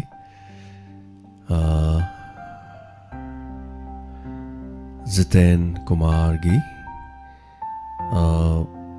SP Ngochagi Chama Jiten Kumargi Chama from Mayingwam Tombi Pangai Ibiredo Pesadi 400 E anyway Koidum Sinjarage 200 so thank you so much Thagachari Habirako Sigidamo hello oh sir Rosemary ne Rosemary Taramo Sari Habiyo Lang expected at tayo nungai man kita nungai man bahaya kadra nung siman bahaya kadra kang dia awa bagi sinjil na pada am nungai ta nung si bahaya ta ne ada pak phone tau bedi ngam da bagi suma ta wa ngang ma jam thu bahai je ta khap pada sa ta ba ngai roi hai na ha ma tau du se ta khap chen gi sa na lo sem pham khang du man da ba in ngang ba je khangi ai fajana dum ta je 하비오 와르와 재미나 좀 ngang kho나 ꯃꯌꯥꯝꯁꯦ ꯇꯥꯔꯒ ꯑꯩꯈꯣꯏꯁꯨ ꯈꯨꯝꯅꯤꯡꯕ ꯍꯥꯏꯅꯤꯡꯕ ꯑꯗꯨꯕꯨ ꯋꯥ ꯉꯥꯡꯕꯁꯨ ꯀꯌꯥ ꯀꯟꯅ ꯍꯩꯖꯗꯕ ꯍꯥꯏꯇꯥꯔꯦ ꯏꯁꯥꯒꯤ ꯂꯣꯟꯃꯛꯁꯨ ꯅꯠꯇꯕꯅꯤꯅ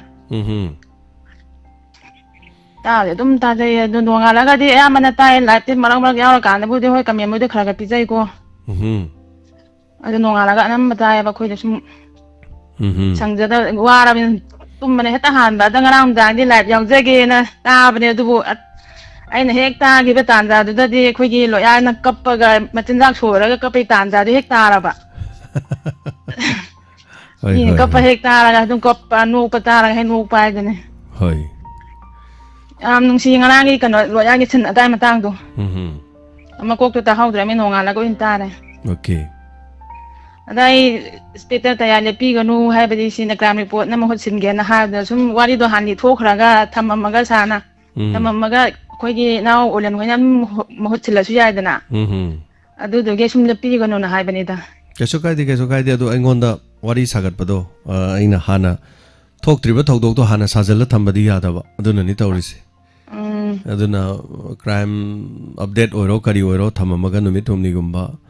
ꯑꯗꯨꯃꯥꯏꯅ ꯇꯧꯔꯒ ꯑꯩꯁꯦ ꯒꯨꯋꯥꯍꯥꯇꯤ ꯐꯥꯎꯗꯪ ꯐꯠ ꯆꯠꯂꯒ ꯁꯨꯝ ꯌꯦꯡꯊꯣꯛꯀꯦ ꯈꯜꯂꯦ ꯆꯠꯄ꯭ꯔꯁꯨ ꯈꯪꯗꯦ ꯆꯠꯇꯕ꯭ꯔꯥ ꯈꯪꯗꯦ ꯃꯦꯟ ꯇꯥꯗ꯭ꯔꯤ ꯌꯦꯡꯉꯦ ꯍꯥꯏꯇꯥꯔꯦ ꯃꯈꯟ ꯑꯗꯨꯝ ꯍꯤꯗꯥꯛ ꯒꯨꯂꯤ ꯆꯥꯗꯅ ꯇꯧꯔꯤꯕꯅꯤꯅꯀோ ꯌꯦꯡꯖꯔꯛꯀꯦ ꯑꯗꯨꯒ ꯌꯦꯡꯉꯨꯗꯧꯔꯤꯗꯨꯁꯨ ꯌꯦꯡꯉꯒ ꯌꯦꯡꯐꯝ ꯈꯪꯗ꯭ꯔ ꯆꯠꯂꯒ ꯁꯦꯟ ꯇꯤꯡꯉ ꯂꯥꯛꯑꯗꯤ ꯌꯥꯗꯕꯅꯤꯅ ꯀꯗꯥꯏꯋꯥꯏꯗ ꯌꯦꯡꯅꯤ ꯀꯔꯤ ꯇꯧꯅꯤ ꯍꯥꯏꯕꯅꯆꯤꯡꯕꯗꯣ ꯑꯗꯨꯒꯨꯝꯕꯁꯨ ꯈꯔ ꯂꯩꯔꯤ ꯍꯥꯏꯇꯥꯔꯦ ꯑꯦꯅꯤꯋꯦ ꯌꯦꯡꯃꯤꯟꯅꯔꯁꯤ ꯀꯩꯁꯨ ꯀꯥꯏꯕ ꯂꯩꯇꯦ ꯑꯗꯨꯒ ꯊꯥꯒꯠꯆꯔꯤ ꯔꯣꯁꯃꯦꯔꯤ ꯊꯦꯡꯛ ꯌꯨ ꯁꯣ ꯃꯆ ꯊꯧꯔꯝ ꯁꯔꯨꯛ ꯌꯥꯕꯤꯔꯛꯄ ꯆꯥꯟꯗꯦꯜꯗꯒꯤꯅꯤ ꯔꯣꯁꯃꯦꯔꯤ ꯑꯗꯨꯒ ꯌꯥꯝꯅ ꯁꯦꯡꯅ ꯑꯗꯨꯝ ꯉꯥꯡꯕꯤ ꯍꯥꯏꯕꯤ ꯍꯥꯏꯇꯥꯔꯦ ꯊꯦꯡꯛ ꯌꯨ ꯁꯣ ꯃꯆ ꯊꯧꯔꯝ ꯁꯔꯨꯛ ꯌꯥꯕꯤꯕ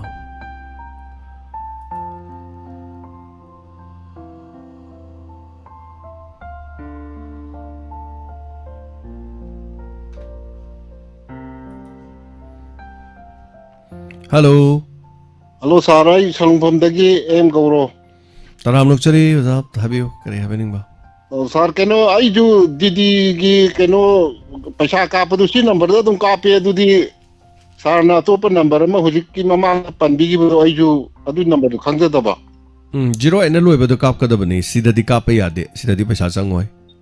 Hana Sidachum I dum see that Hakodin Kapa de dum Chali Gisa. Chaloye, see the message Tarakporam when ye, see numbers de GP hang die.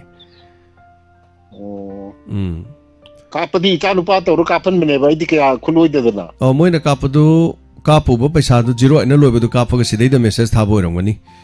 Aduga, see number CD Pesa Capayade. Oh, Sargi Tondo, Mamangi program, those are I Hawaii Hangam Karahujaludana. Hi, hi. Yaw will like Pogam take them a tung the day Yaw get a country. Matungi Jungi Tankungamari, she said the Yobio, Jungi Kunmari, Carino, Haitaragadi, Donor Hodoki Benumini Haitare. Ngarang Hanji Nunga Kaga, what would do us? I Hangam to Kaudo, one time with Pakatana, Narang the Peshale. Oh, Yamu Sargi program in the Tagata. Thank you. Tagachari, Anuaze. Come there. Anuaze, Torom Saruga, Biropa, Biroza, Kaisham, Tagachari, I saw Nambakamating, Capture Kena, Tapiri, Anabagi. So I did a capio. Beside Yam, the people up to do, I didn't later of a neighbor. I saw the not. I don't know. Hello, Minga, what the lake from IBC? Hello, Yamba, Nanau Shakespeare, that's under he guys in the Wuteri. Nanau, you must see phone Bubaya than I think Warol Maratana, Pam that the object. Yamba, Tamoshi, Galaxabana, Nanau. Carigino. The same number had Yamba Tamoida. I'm up on my young later than that. The same number had the Nibam, Yarobani, the high from the Taja without the Peninja from a tongue leader. Hoi, Queen Neighbor, and I have a number Pang Sierra. She later was I was in a high give a pattern from that. Quiggy, no idea why Hybrid not about a number but Tarados who are he not to be that, Tamoy the not to be that, could Yauga Pang, the Yamna, the high you up from Yambagi, Quiggy, from the high the Tazaki go. Oda audit you are clone, Yam Sum, Mersing, I had it. And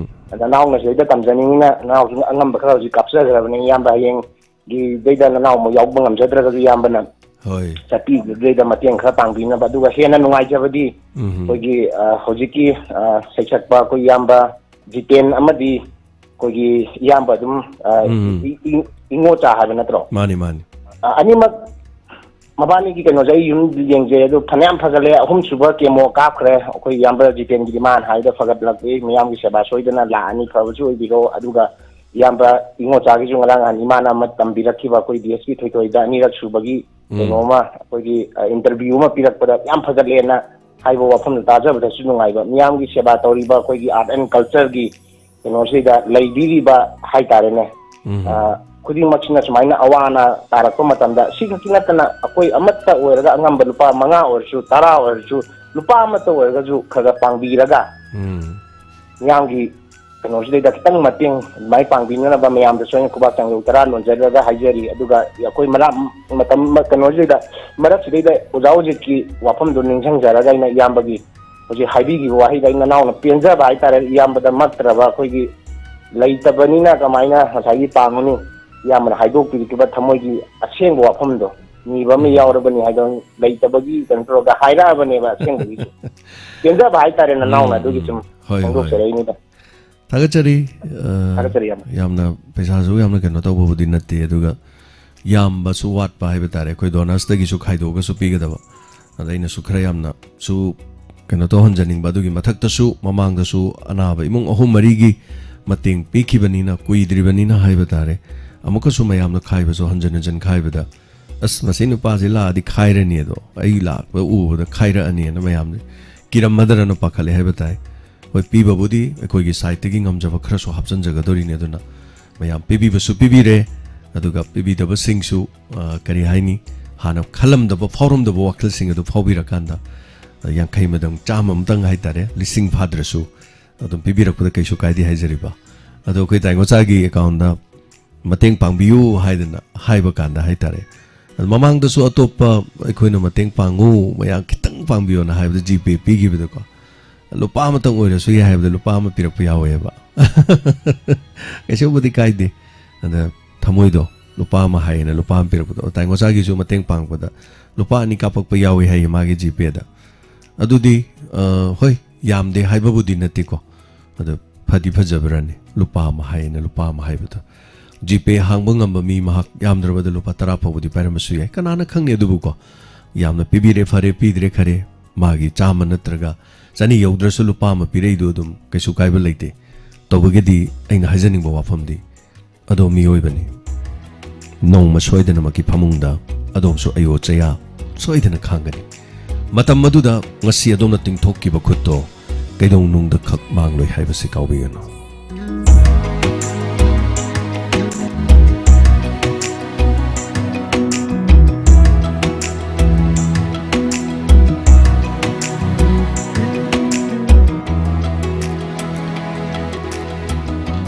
Hello, ming amada leifam haibisi. Ipa James, I kano sanjemundagi da wankemran jita aduni. Taram nokchari haibiyo. Ipagi kano GP ID hang diye bako. I ju khar capture ke hori ichanu pi halaga. Khar capture agi. Ipagi wahi do ta da lehi bangam dre. I ju thabak je kya sang diye bako. Hoi hoi. Phane khogi mayeng dai bado khut ki lon bado mayam sanpe aduga ai ju mi lak ko khot pa to da puning waram de ta hore da na sang da ne ta mu that pa mi lak ada sin taw we bako hoi hoi hoi adamai na taw jara ke hore ni chani pi halaga yai kaisu kaidi ai ipagi wahi wata jing je ta ra yam nu si je bai tare chamane aina lojga da banate aina puruga chatpaduda kitang lumhanjaning bai tare yam natrazu ko aina mingonda sinaba kanuda mai se kitang pakjaning bai tare ado haibagi wane aisu miyobane aina pibadu de yamdragadi aisu kai duine ba ada aisu chatmina doini chaliche koi mayam maru mapang sing chatmina doini haijariba ada koi mayam ga chatlaga se ga na ngasai gi lupa 2 ka pakpado adu ga chap mana khitaragadi mayam gi mai thongdadi kaisu legi da bi hai adu chachari bai gi mai thongdadi adum lakadoi udar ngarang loyana haibado fajaba haiba jasina na khoigi athiba haiba jasina igi hawna noigi lukhak na igi na harise thank you so much thank you ke so ka bolaite angamba khajik tang che hoina hapirak podo khorana ngaijari hayeng pung adum ayuki pung 10 fawgi mamang da dum ngaijari na haijege hello hello oh ima mayam do minga leifam ga haibise I like Shamina. Ichagi Hiroshima thing na siabdo. Do Hiroshima Lila to Tokre. I give it out in a near. Ichanopia Agatala Umudu Zatontan. I say, Panghodre, Narang Handala. Ado Tennessee had a thing of the anima, the Hiroshima the Latum drain. Oh, the day, but I is out. Hoi hoi. Yam Ichagam Tingling Badu. Hoi hoi. Ado would think a whole day magadi. Amuk Hiroshima dai mapa akaranak with the karamuk or the Sweden later when in a kale. I don't tell her the Mako. Oh, Lakini. Lamding odai lamsang odai mating maya Hiroshima dai soy lakinida. Nida kayo to ne hay dubo kari lim da no tam kaya da no do da lak bang ambringe. Oh Jun gi tang kun gamari. Adu da I chunu pa da timbi hay bore abrenge ai sidringa dang da lak ke khan bani. Hoi ma. Thank you ma.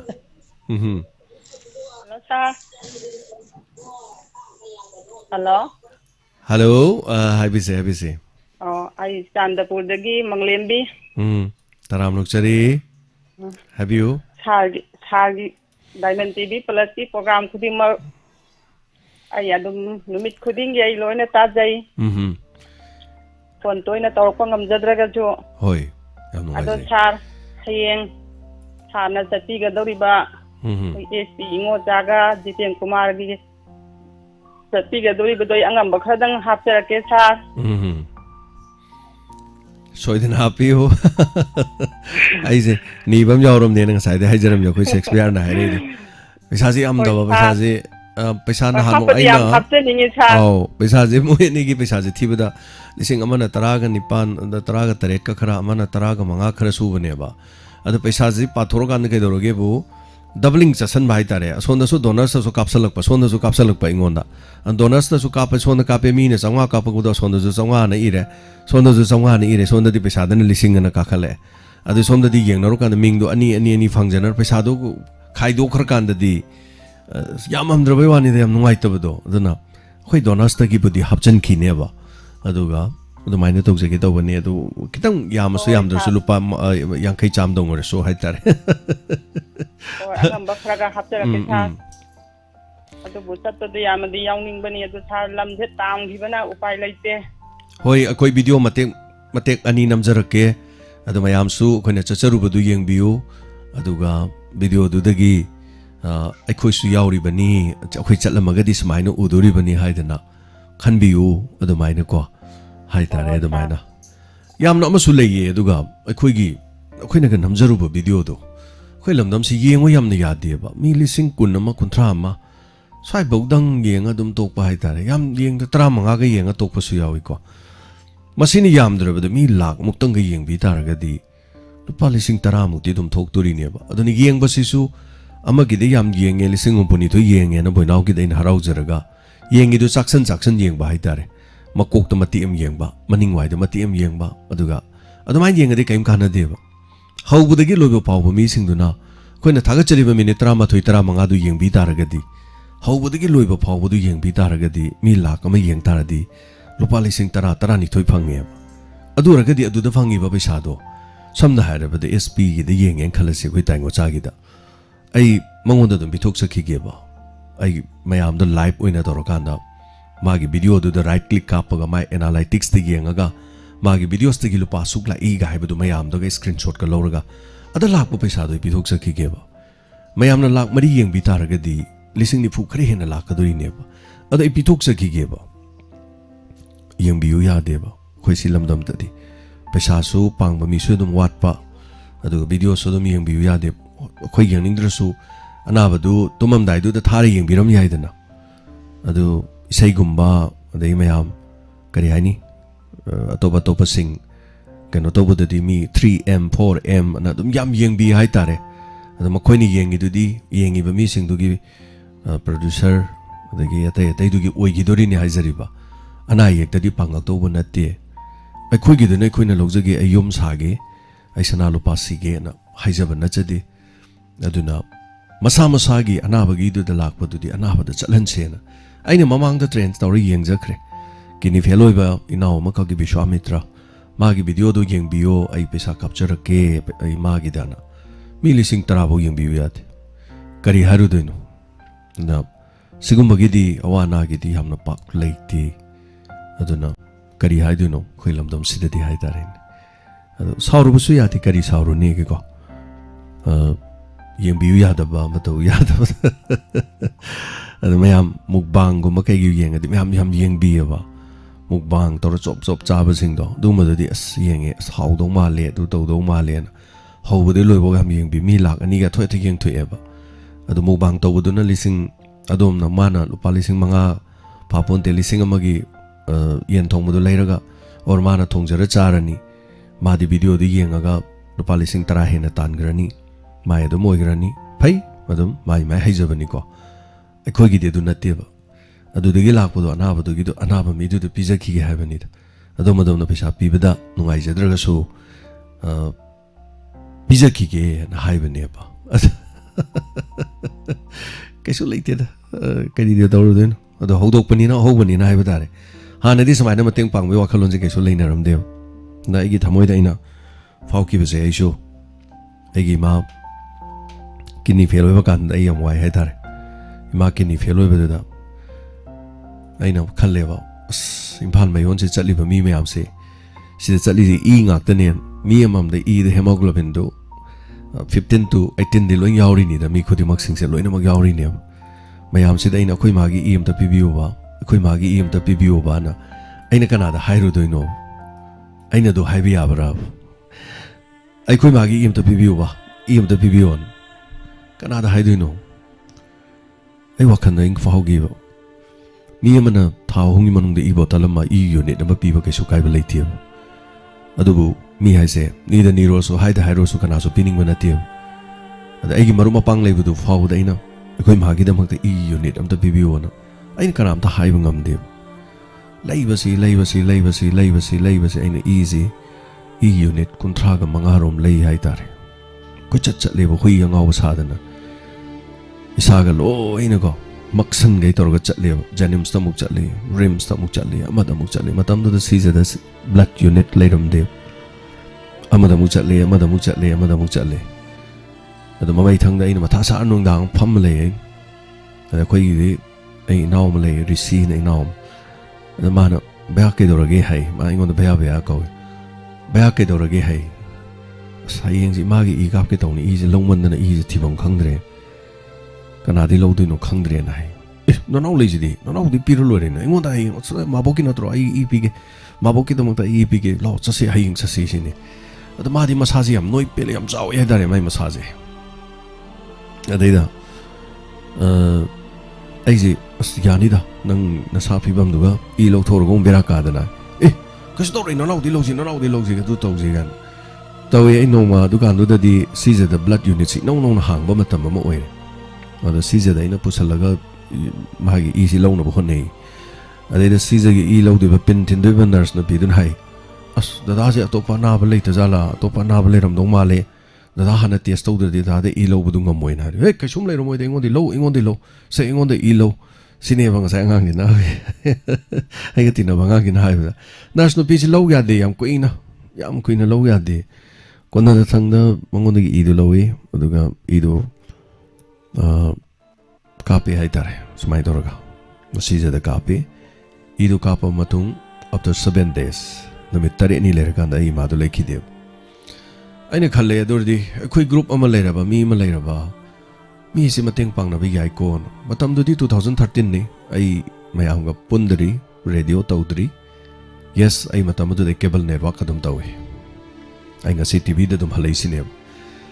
cable network te gi dum horok pani 2000 dagi tor ga lak pani to 2020 faw ba chahi kun cable network tor aban marak tu deino radio tor bai wani ai hoje mu cable da halai sine so dumai to dana ai ngon da faw ki feelings ma du matung da aina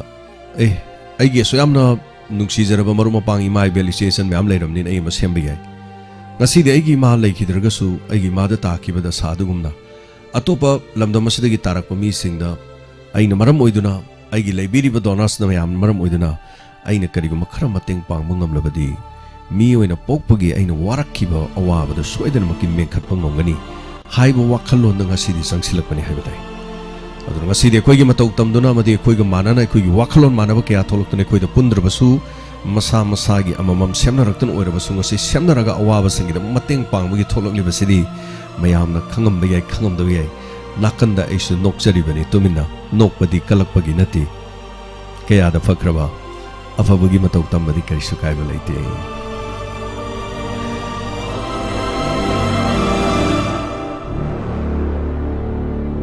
Hello, minga mati leifam hai bisi. Ai serodi ngam Ranbir.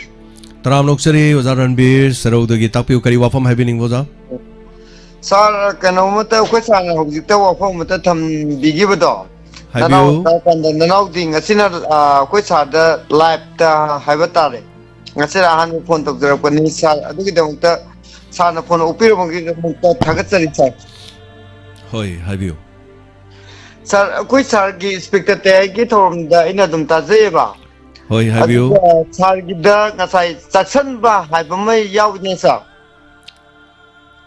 Kano da karigum sir gi thorum ama da na ta gi any thorum ama da saksan ba matam da sir gi. Oh, saksan ba do. Oh sir. Oh. Oh, adu gi sir aina sir gi kano da jo aina noma kano to kano like koina pige to kan da dislike people gi su sa na kana ai chin to chagi bi du yo pe na hoi so gi da tum ba hai tar sa adu da so gi da gi da khutak ta dun chin to chagi ba ne hoi inau na hai bi ki adu mai na to dun sa kana to ba ꯑꯗꯣ ꯁꯥꯔ ꯅꯪ ꯀꯩꯅꯣ ꯇꯧꯀꯥꯟꯗ ꯑꯩꯒꯤ ꯊꯕꯛꯅ ꯊꯨꯅꯤꯡꯕꯗꯒꯤ ꯍꯥꯏꯇꯥꯔꯦ ꯁꯥꯔ ꯑꯩꯅ ꯆꯥꯛꯁꯜꯂꯒ ꯁꯥꯔꯒꯤ ꯄ꯭ꯔꯣꯒꯥꯝꯗ ꯌꯦꯡꯕ ꯈꯔꯁꯨ ꯑꯗꯨꯝ ꯌꯥꯎꯋꯦꯕ ꯑꯗꯨ ꯁꯥꯔꯗ ꯁꯨꯡꯀꯥꯟ ꯀꯥꯟꯅꯔꯣꯏꯗ꯭ꯔꯕ ꯑꯩꯉꯣꯟꯗꯗꯤ ꯆꯥꯛꯁꯜꯂꯗꯤ ꯌꯥꯝ ꯀꯥꯟꯅꯔꯔꯣꯏ ꯆꯥꯛꯁꯟꯗꯅ ꯌꯦꯡꯕꯤꯒꯗꯕ ꯁꯥꯔ ꯑꯗꯨꯒꯤꯗꯃꯛꯇꯗꯤ ꯅꯪꯅ ꯈꯪꯖꯗꯕꯒꯤꯅꯦꯅ ꯁꯥꯔꯅ ꯋꯥꯔꯧꯕꯤꯔꯣꯏ ꯑꯗꯨꯒ ꯅꯅꯥꯎꯁꯦ ꯇꯁꯦꯡꯅ ꯁꯥꯔ ꯑꯗꯨꯒꯤ ꯃꯔꯝꯗꯗꯤ ꯑꯩ ꯊꯣꯏꯗꯣꯛꯅ ꯈꯟꯗꯦ ꯑꯗꯣ ꯑꯩ ꯏꯁꯥꯃꯛꯁꯨ ꯁꯥꯔ ꯀꯩꯅꯣꯒꯤ ꯑꯣꯏꯅ ꯍꯣꯀꯔ ꯑꯣꯏꯖꯔꯤꯌꯦ ꯑꯗꯨꯅ ꯁꯥꯔ ꯑꯩꯅ ꯉꯟꯅ ꯁꯥꯔꯅ ꯑꯗꯨꯝ ꯁꯥꯔꯒꯤ ꯄ꯭ꯔꯣꯒꯥꯝꯗ ꯏꯟꯖꯣꯏ ꯇꯧꯕꯗꯨꯗꯤ ꯌꯥꯎꯔꯒ ꯑꯩꯅ ꯁꯥꯔꯅ ꯀꯩꯅꯣ ꯋꯥꯍꯩ ꯑꯃꯈꯛꯇ ꯑꯗꯨꯝ ꯑꯩꯈꯣꯏꯒꯤ ꯃꯌꯥꯝꯒꯤ ꯀꯃꯦꯟ ꯄꯤꯔꯛꯄ ꯃꯇꯝꯗ ꯏꯁꯥ ꯇꯥꯗ꯭ꯔꯒꯁꯨ ꯊꯥꯔꯝꯃꯒ ꯊꯝꯃꯒꯗꯤ ꯑꯗꯨꯝ ꯌꯥꯏ ꯍꯥꯏꯅ ꯌꯥꯏ ꯀꯩꯁꯨ ꯀꯥꯏꯗꯦ ꯑꯗꯨꯃꯥꯏꯅ ꯑꯩꯗꯤ ꯀꯃꯦꯟ ꯇꯧꯔꯒ ꯑꯩꯗꯤ ꯄꯨꯡ 2:30 3ꯗ ꯑꯗꯨꯝ ꯍꯧꯒꯠꯂꯦꯕ ꯁꯥꯔꯒꯤ ꯄ꯭ꯔꯣꯒꯥꯝ ꯅꯪꯗꯕꯁꯨ ꯀꯌꯥ ꯑꯃ ꯂꯩꯌꯦꯕ ꯑꯗꯨꯝ ꯄ꯭ꯔꯣꯒꯥꯝꯁꯤꯗꯤ ꯑꯗꯨꯝ ꯊꯥꯕ ꯑꯩꯅꯗꯤ ꯇꯥꯕꯗꯤ ꯐꯪꯗꯕ ꯍꯣꯏ ꯑꯗꯨꯒ ꯍꯜꯂꯒ ꯔꯤꯄꯤꯠ ꯇꯥꯕꯗꯨꯅ ꯇꯣꯉꯥꯟꯕꯅꯤꯅ ꯂꯥꯏꯚ ꯇꯥꯕꯒꯤ ꯅꯨꯡꯉꯥꯏꯕꯗꯨꯁꯨ ꯑꯩꯉꯣꯟꯗ ꯑꯩꯅ ꯀꯃꯦꯟ ꯄꯤꯕ ꯉꯝꯖꯗ꯭ꯔꯒꯁꯨ ꯇꯥꯕꯗ ꯑꯗꯨꯒꯤ ꯅꯨꯡꯉꯥꯏꯕꯁꯨ ꯂꯩꯖꯕ ꯍꯥꯏꯇꯥꯔꯦ ꯁꯥꯔ ꯊꯦꯡꯛ ꯌꯨ ꯏꯅꯥꯎ ꯌꯥꯝ ꯅꯨꯡꯉꯥꯏꯖꯩ ꯏꯅꯥꯎꯅ ꯊꯃꯣꯏ ꯁꯦꯡꯅ ꯍꯥꯏꯕꯤꯕ ꯌꯥꯝ ꯅꯨꯡꯉꯥꯏꯖꯩ ꯆꯦꯅꯦꯜꯁꯤꯗ ꯁꯟꯗꯣꯛꯆꯔꯤꯕ ꯊꯧꯔꯝꯁꯦ ꯂꯥꯏꯛ ꯄꯤꯔꯤꯅꯦꯅ ꯗꯤꯁꯂꯥꯏꯛ ꯅꯝꯕꯝꯗ ꯅꯝꯃꯨꯔꯦ ꯑꯩꯗꯤ ꯈꯪꯗꯗꯅ ꯅꯣꯡꯃ ꯏꯅꯥꯎꯅꯁꯨ ꯍꯥꯏꯕꯤꯈꯤꯕꯗꯣ ꯅꯤꯡꯁꯤꯡꯉꯦ ꯀꯩꯁꯨ ꯀꯥꯏꯕ ꯂꯩꯇꯦ ꯏꯅꯥꯎꯅ ꯊꯃꯣꯏ ꯁꯦꯡꯅ ꯍꯥꯏꯔꯤꯗꯣꯀꯣ ꯑꯗꯨꯒ ꯍꯣꯏ ꯇꯥꯕꯗꯤ ꯆꯥꯛꯁꯜꯂꯒ ꯇꯥꯔꯗꯤ ꯀꯥꯟꯅꯗ꯭ꯔꯦ ꯑꯗꯨꯅ ꯇꯥꯕꯤꯔꯒꯗꯤ ꯑꯗꯨꯃꯛ ꯆꯨꯝꯅ ꯑꯗꯨꯝ ꯇꯥꯕꯤꯌꯣ ꯑꯗꯨꯒ ꯇꯥꯔꯔꯣꯏꯅ ꯈꯜꯂꯒꯁꯨ ꯇꯨꯝꯗꯧꯔꯦ ꯈꯜꯂꯁꯨ ꯖꯤꯕꯤꯗꯣ ꯑꯗꯣꯝꯒꯤ ꯄꯨꯡ 12 ꯐꯥꯎꯕꯒꯤ ꯅꯠꯇ꯭ꯔꯒ ꯅꯣꯡꯃꯒꯤ ꯄꯤꯔꯤꯕ ꯖꯤꯕꯤꯗꯣ ꯂꯦꯝꯃꯒ ꯃꯥꯡꯒꯗꯧ ꯂꯩꯔꯕꯅꯤꯅ ꯊꯧꯔꯝ ꯑꯃ ꯊꯥꯔ ꯇꯨꯝꯕꯤꯔꯝꯕꯗ ꯀꯩꯁꯨ ꯀꯥꯏꯗꯦꯕ ꯁꯥꯎꯟꯗꯣ ꯂꯩꯊꯔꯒ ꯊꯦꯡꯛ ꯌꯨ ꯁꯣ ꯃꯆ ꯏꯅꯥꯎ ꯌꯥꯝ ꯅꯨꯡꯉꯥꯏꯖꯩ ꯊꯧꯔꯝ ꯁꯔꯨꯛ ꯌꯥꯕꯤꯔꯛꯄꯁꯤꯒꯤꯗꯃꯛꯇ ꯍꯟꯅ ꯊꯥꯒꯠꯆꯔꯤ ꯑꯗꯨꯒ ꯍꯌꯦꯡ ꯑꯁꯪꯕ ꯃꯈꯩꯗꯤ ꯁꯣꯏꯗꯅ ꯆꯠꯃꯤꯟꯅꯁꯦ ꯃꯌꯥꯝ ꯑꯗꯨꯒ ꯁꯪꯗꯕꯅ ꯁꯪꯗ꯭ꯔꯦ ꯆꯤꯟꯕꯅ ꯆꯤꯟꯕ ꯂꯩꯔꯦ ꯚꯤꯗꯤꯑꯣꯁꯨ ꯅꯝꯖꯔꯛꯀꯦ ꯑꯗꯣ ꯑꯩꯈꯣꯏꯅ ꯚꯤꯗꯤꯑꯣ ꯅꯝꯃꯤꯁꯤ ꯚꯤꯗꯤꯑꯣ ꯄꯣꯖꯒꯤꯗꯃꯛꯇ ꯅꯠꯇꯦ ꯐꯤꯜꯃꯤꯡꯒꯤꯗ ꯅꯠꯇꯦ ꯑꯩꯈꯣꯏ ꯑꯦꯛꯁꯄꯣꯖ ꯇꯧꯖꯕ ꯅꯠꯆꯗꯦ ꯎꯔꯒ ꯇꯥꯕꯤꯔꯒ ꯀꯅꯥꯒꯨꯝꯕꯅ ꯑꯗꯨꯒꯨꯝꯕꯗꯨꯗ ꯃꯥꯒꯤ ꯖꯤꯄꯦꯒꯨꯝꯕ ꯑꯩꯈꯣꯏꯅ ꯍꯥꯞꯆꯒꯅꯤ ꯑꯗꯨꯒ ꯑꯩꯈꯣꯏꯗ ꯅꯠꯇ꯭ꯔꯕꯁꯨ ꯃꯁꯥ ꯃꯁꯥꯒꯤ ꯖꯤꯄꯦꯗ ꯑꯣꯏꯔꯁꯨ ꯃꯇꯦꯡ ꯄꯥꯡꯕꯤꯈꯤꯕ ꯀꯔꯤꯁꯨ ꯀꯥꯏꯕ ꯂꯩꯇꯦ ꯑꯅꯥꯕ ꯑꯃꯒꯤ ꯏꯃꯨꯡꯗ ꯆꯠꯂꯒ ꯑꯗꯣꯝꯅ ꯑꯩ ꯏꯝꯐꯥꯜꯗꯒꯤ ꯂꯥꯛꯏꯅꯤ ꯑꯩ ꯇꯧꯕꯨꯜ ꯇꯥꯅ ꯂꯥꯛꯏꯕꯅꯤ ꯁꯦ ꯅꯪꯒꯤꯗꯃꯛꯇ ꯃꯇꯦꯡꯅꯤ ꯍꯥꯏꯗꯅ ꯑꯅꯥꯕ ꯃꯤꯗꯨꯗ ꯂꯨꯄꯥ 100 ꯄꯤꯔꯨꯕꯗꯨꯗꯤ ꯍꯣꯏ ꯄꯩꯁꯥꯗꯨ ꯌꯥꯝꯗꯦ ꯍꯥꯏꯅ ꯂꯧꯍꯧꯗꯕꯁꯨ ꯇꯧꯔꯣꯏ ꯂꯧꯍꯧꯒꯅꯤ ꯑꯗꯨꯕꯨ ꯇꯧꯕꯨꯜ ꯇꯥꯅ ꯒꯥꯔꯤꯗ ꯀꯥꯔ ꯑꯃ ꯊꯧꯔ ꯆꯠꯄꯁꯤ ꯊꯥꯎ ꯂꯨꯄꯥ 500 ꯍꯥꯜꯂꯅꯤ ꯑꯗꯨꯒ ꯂꯨꯄꯥ 100 ꯄꯤꯔꯒꯗꯤ ꯆꯥꯟꯅꯗ꯭ꯔꯦ ꯍꯥꯏꯖꯔꯤꯕ ꯑꯗꯨ ꯑꯣꯏꯔꯒꯗꯤ ꯖꯤꯄꯦꯗ ꯑꯗꯨꯝ ꯀꯥꯞꯄꯤꯕ ꯀꯔꯤꯁꯨ ꯀꯥꯏꯗꯦ ꯑꯩꯈꯣꯏꯒꯤ ꯈꯨꯠꯊꯥꯡꯗ ꯇꯧꯕꯤꯕꯁꯨ ꯀꯩꯁꯨ ꯀꯥꯏꯗꯦ ꯑꯗꯨꯅ ꯊꯥꯒꯠꯆꯔꯤ ꯃꯊꯪꯒꯤ ꯀꯣꯂꯔ ꯑꯃ ꯂꯧꯈꯠꯆꯒꯦ ꯗꯥꯎꯟꯂꯣꯗ ꯇꯧꯔꯒ ꯇꯥꯕꯗꯤ ꯅꯤꯡꯉꯣꯝ ꯊꯣꯏꯕꯤ ꯑꯩꯈꯣꯏꯗ ꯀꯔꯤꯃꯠꯇ ꯀꯥꯟꯅꯗ꯭ꯔꯦ ꯑꯗꯨꯝ ꯍꯥꯏꯖꯒꯦ ꯍꯜꯂꯣ ꯃꯤꯡ ꯑꯃꯗꯤ ꯂꯩꯐꯝ ꯍꯥꯏꯕꯤꯁꯤ ꯍꯜꯂꯣ ꯁꯥꯇꯒꯦ ꯅꯩ ꯄꯥꯃꯣꯅꯦ ꯑꯗꯣ ITP ꯅꯝꯕꯔꯗꯣ ꯑꯗꯣ ꯐꯣꯟ ꯁꯦꯝꯕꯗ ꯌꯥꯎꯈꯔꯦ ꯑꯩꯁꯨ ꯌꯥꯝꯅꯁꯨ ꯈꯛꯇ ꯀꯥꯞꯆꯔꯛꯀꯦ ꯑꯗꯣ ꯑꯝꯇ ꯊꯥꯕꯤꯔꯛꯑꯣ ꯁꯤ ꯅꯝꯕꯔꯁꯤꯗ ꯍꯣꯔꯦꯟ ꯍꯣꯏ ꯊꯥꯒꯠꯆꯔꯤ ꯑꯗꯨ ꯍꯥꯏꯒꯦ ꯇꯧꯖꯕꯅꯤ ꯁꯥꯔ ꯌꯥꯏ ꯑꯩꯗꯤ ꯅꯣꯡꯃꯗ 2 3 ꯇꯥꯖꯔꯤ ꯊꯦꯡꯛ ꯌꯨ ꯊꯝꯖꯔꯒꯦ ꯍꯣꯔꯦꯟ ꯊꯥꯕꯤꯔꯛꯑꯣ ꯊꯦꯡꯛ ꯌꯨ ꯊꯥꯒꯠꯆꯔꯤ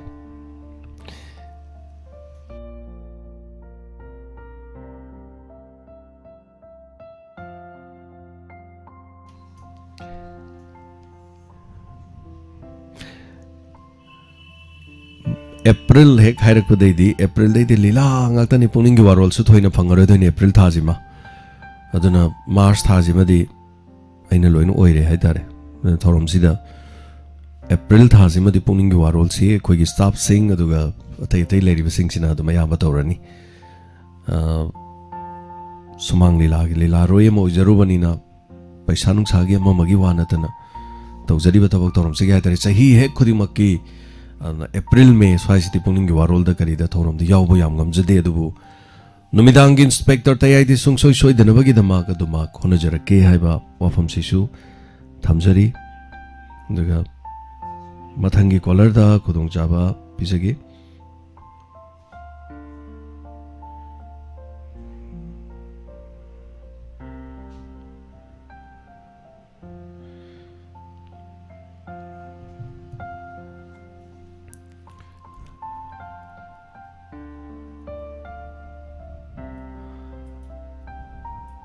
GPay number se koigi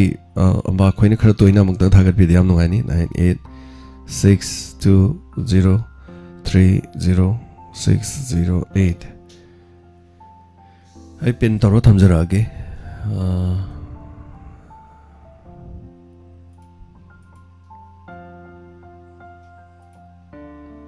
pin tawjakre 9862030608 thorom sida minute mari mangal gum badum sangdok chabagi tanja luxury aduga thorom si mathangi thorom gi namuk sem sadana lady marak sidani pong hum fawgi manungda thorom mathangi lakna naba honajari aduga maramarta yarokado usi Shakespeare April ji kitang bira kadore aduna masi madi khoi gi staff sing lady sida Santos Abo aduga khoi gi lady ba staff sing Pusparani makoi sina sina dana haitare makoi gi su makoi da so talent ema henkal ongna na bagi dum mayam tawmina se dum halaga dum makhatana dum yawmina se aduga Roma senior thopam thaga chiri tamo James Diamond TV gi program ni bu khairabadi jana jana dum tharaga thami data free da makhan doi sharu guna ta pire thank you so much Vishal Singh mayam punamana honabi ba haibatare da mapuna ubiba kubiba uishanu punama Vishal Singh yai faba faba ubishanu yamna nuaise aduga sana okram kitang hapsarake na takpiruk puse tasengna kramai tawdino khanmada haitare mayamna budi skaidamai pangdoino di sum haiba पैसा तो नदी letter दी में कमाइन पांगुनी अदो सिगी पैसा सिग मथक्ता donors तगी पैसा हपचन जदुइनी अदुगा कोई होना जगे डोनर्स की जिसु मी लोइना थांगकपदि नतबनी ना थौरुबसु याबा नते मरुप पौ हुनद्रिबनी अदुना अवाबो ओय हाइतारे अदुना पिरक पसिंग अदुदगी लाकप खरदुने सो अदगी मथंगिसु जुनगी हाइतारे जुनदसु फंक्शन उंग पांगतोकबजि लाम खाइदे दुम सोइद्रे सिगिसु arrangement tawde haponte do leire haidana loinamak tawbusu yada bai tare anyway yam nuksi jani da koi gi khongchat se hello minga ma delay from ibc hello good afternoon taram nuksari minga lay from ibc ma wal lagi na mina chakini ngona tawenge ji da phone jeng to hobe na yeng jeng tawroi haibu da tawdai ni hoi Jai bungo Shakespeare do mai tabi ragadi mana namu ucieki sida thanu uciek kapagi matang do sida thanu uciek kan gi matang do dun han mana to du lai haining bane ba du phone du phang da ba di toina to ya ga trana to ta ba ina thum chingna jaba da sida thagi mafragi na san pa dev dat habra haibane ba adum hajara kya adagi adum chengdo se adagi mo ngarang ije sunita habra yo dai haiba phone ya call yam torokdo adu ma matha nuai te bora cha selu badagi hapsang do du tawi hapa mu sure ga haiba do adu jaru bo potuna infection thoga tawribra amadi oire haba maina saraga main hapsang nuai rakdagi ultra sound lo ga yengbi bada hapsang da nung gumba leibrang ti yengbi wona haje ga toba ma bi su maina kugi wong mama chaloga halakata nimidangda sogi thongamaga seboto kugi ngaring ngang oraga chapata umuro kitang sarambadagi haude hauyan chada ahing chupa ma tumba yada na para hairaga honaya ba no nini humi je chupa pataba andaidi pasa song lo bata nung leire khangapatagi aise mind tawdana matawjibadagi adugi kana kuina azu hapta amuk cha yada dan taw adagi nung leire khangdagi mung doctor jalaga hita chu thaba adagi aina mahin nai thapna khotana jakra char matungda tha manga taruk taret mu chureba adu hawripudi aise ochungda tawgitreba adu nungdo mayamaga kidney dagi nandharaga ureter nandharaga leire pallaga leire na tawbudagi aina operation makki kijabada kiwo tawji jo haja kijabadagi jak charaga adum tawga man tawdana hojiki leitre haba ko isara kenta tawdreba man tawgibda angtang uram gadra nang sai mai mawong du mana ba haita eju kanom cha salubdagi pangna dragadi hekta thokba adu man haje tawba Thagachari yam nungaijare ko yam nungaijare haibirakwa khangan birakwa se hoi morok chabada morok yamna sagiba khoigi morok ka chabada kai hena sa na morok chabada gi pangdhabam leibane ba pangdhabada lengba thinba horadi madu nung leibaga yam mari leina gale kariguma domna komla charuraba komla chabada mi se karim tawdraba mi masada lengba thinba ga se horokdraba ado mi do haksang am parabani mase aigi thengnajaba aigi experience haitare komla bu chabada bu lengba thinba khwangje lenglap horaba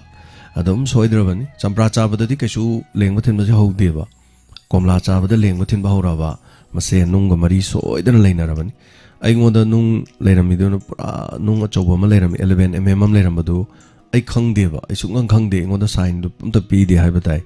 aduna komla charakan he khawba adigi laphu gumba chaba adigi laphu tharo gumba chaba swaidegana lengba thinba khar hawraba aduradi nungga ya mari leinagalli mase isa makta thokraba haitare nung operation tawgre lawthokre aigisu URS taroga lawthokhi adubu adugi matungda dum nung 8 mm ne 5 mm ne 3 mm ne 2 mm ne mayam pairaga dum leirami aduga amuk sumarol amadu khara tagre adugi matungda haitare lengba thinba khotba dum howrakidrabanina hauji si yengude yengu matamda dum ani hom mari manga dum leiram dum mali aduna nung taba yaba dum tonga tongan ba hidak sing leiriba sing kharga thakpa dum kanaba thakpa pai nung tana na badum hidak sing sum doctor ga dum tana biraga su aduga tonga tongan ba khoi khusem gi ba sem ba su lei hariba masai jo dum tana ba kharga khona ba su pai thaga chari mana so ngasai ningsing birakpa adugi se sunita da so wafam masai khanganing bagi wafam hai birakpa sanato na takpirak da hayeng kawada pung kya da punga da bano haiba wafam ma takpirei kawada hayeng punga da basi pung koi baro dagi na baro ma khai fawagi manung da punna hona jarake koi stegi pung tara ma thoimuk ta ba chak kitang chajaraga koi haige charak na hona jage aduga mafam adu da baro pung baro ma khai faw manung leraga na koi changaga adu dagi koi tobul da chatmi naru se tobul dagi mathang hai tare atop chatrasu sumain tawdana koi khongchachi chatmina se yamno nongai ba tekta kaida ba afaba haiba tare karigi damakta noi khoi ngasi mateng pangga doriba hayeng aikhoi gida thoktabasu oisanu aduga kariguma matamda aikhoi da thoklaglabasu aikhoi gida mak mayam punamak leiri haibase kongpham amatang oribasu che na domna thajabiu haiba wafam asi su thamjage aduga hanana thagachari hello minga lephong haibisi hello Diamond TV channel na to. Hoi mani takpiu. Ngasidi thorong kitang sangna tawjare habiu. Aden chongkai nogi tawe GP amta kapjaraki na tawba. Hoi. Ai sundai ne. Oh, yam ngai je ming se kari kaubi ba. Arki nu khishana. Hoi. Yam ngai je ai GP thajarake aduga soidana dona thabi ki bedusu screenshot ama khoida thabiro haitare ko sum. Number si WhatsApp le. Ai gi oina di yaujadi ba ja gi da tora ka selake to. Okay, kesu kai belete. Ai ni di jai ta ba de dum ta ba. No ane yang kui de se hi ho mai se dum ta ba ne ba. Ada sum phone to ko pa di sum to da ba. Yam ngai zai. Ande ga na ta. Adu ha gi na to ga rakani. Thank you. Yam ngai zai. Ai thajarake. Aduga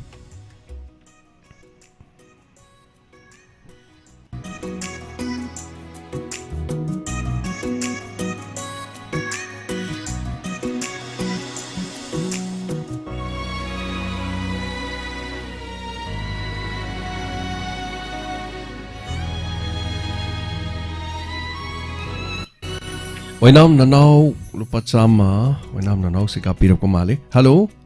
Oh sir. Adu phangna di ai tentang jaga du gi aje gi na tawjara pune sir. Thank you. Wainam nanau. Sari mo saga degi sir jitien gi angam badadi ai angam bane sir yami yam de nong na budi tawbi ga Karim ta nong na zaroi lupa sama ne. Ai fana ta hai ga gi koi maitai masa oi bagi hai dawang de wakhal yam ngai ta bai tare ne ko che kana swai di awana taning manate na mane sai ta yang am bakta ngai di mateng to jagi bulu sir. Thank you thagachari. Yam ngai zai. Wani hai jage na to jabune sir thamjar sike sir. Thank you nana. Ngasi aina khara haijaru badagi hai tare lupa mayam dai punchalaga lising ani ahum mari da so rasu henga chadore ngasi nungai jari ni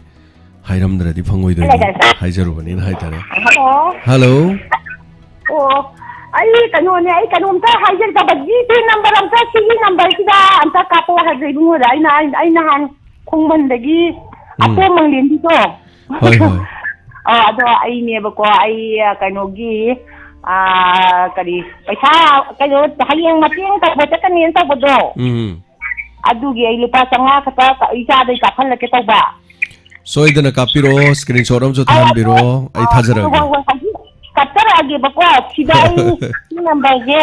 ꯋꯥꯆꯞ ꯍꯥꯡꯕꯅꯦꯕꯀꯣ ꯁꯤꯗ ꯅꯝꯕꯔꯗꯣ ꯍꯥꯞꯄꯤꯔꯛꯑꯣ ꯀꯥꯞꯄꯤꯔꯛꯑꯣ ꯖꯤꯄꯦꯗꯣ ꯑꯗꯨꯒ ꯏꯆꯥꯅꯨꯄꯥꯗ ꯀꯥꯞꯍꯜꯂꯛꯑꯒꯦ ꯑꯧ ꯑꯩ ꯊꯥꯕꯗꯤ ꯆꯨꯝꯅꯒꯤ ꯃꯦꯁꯦꯖꯇ ꯑꯣꯏꯅ ꯊꯥꯖꯔꯛꯑꯒꯦ ꯋꯥꯆꯞꯇ ꯅꯠꯇꯕꯤꯗꯀꯣ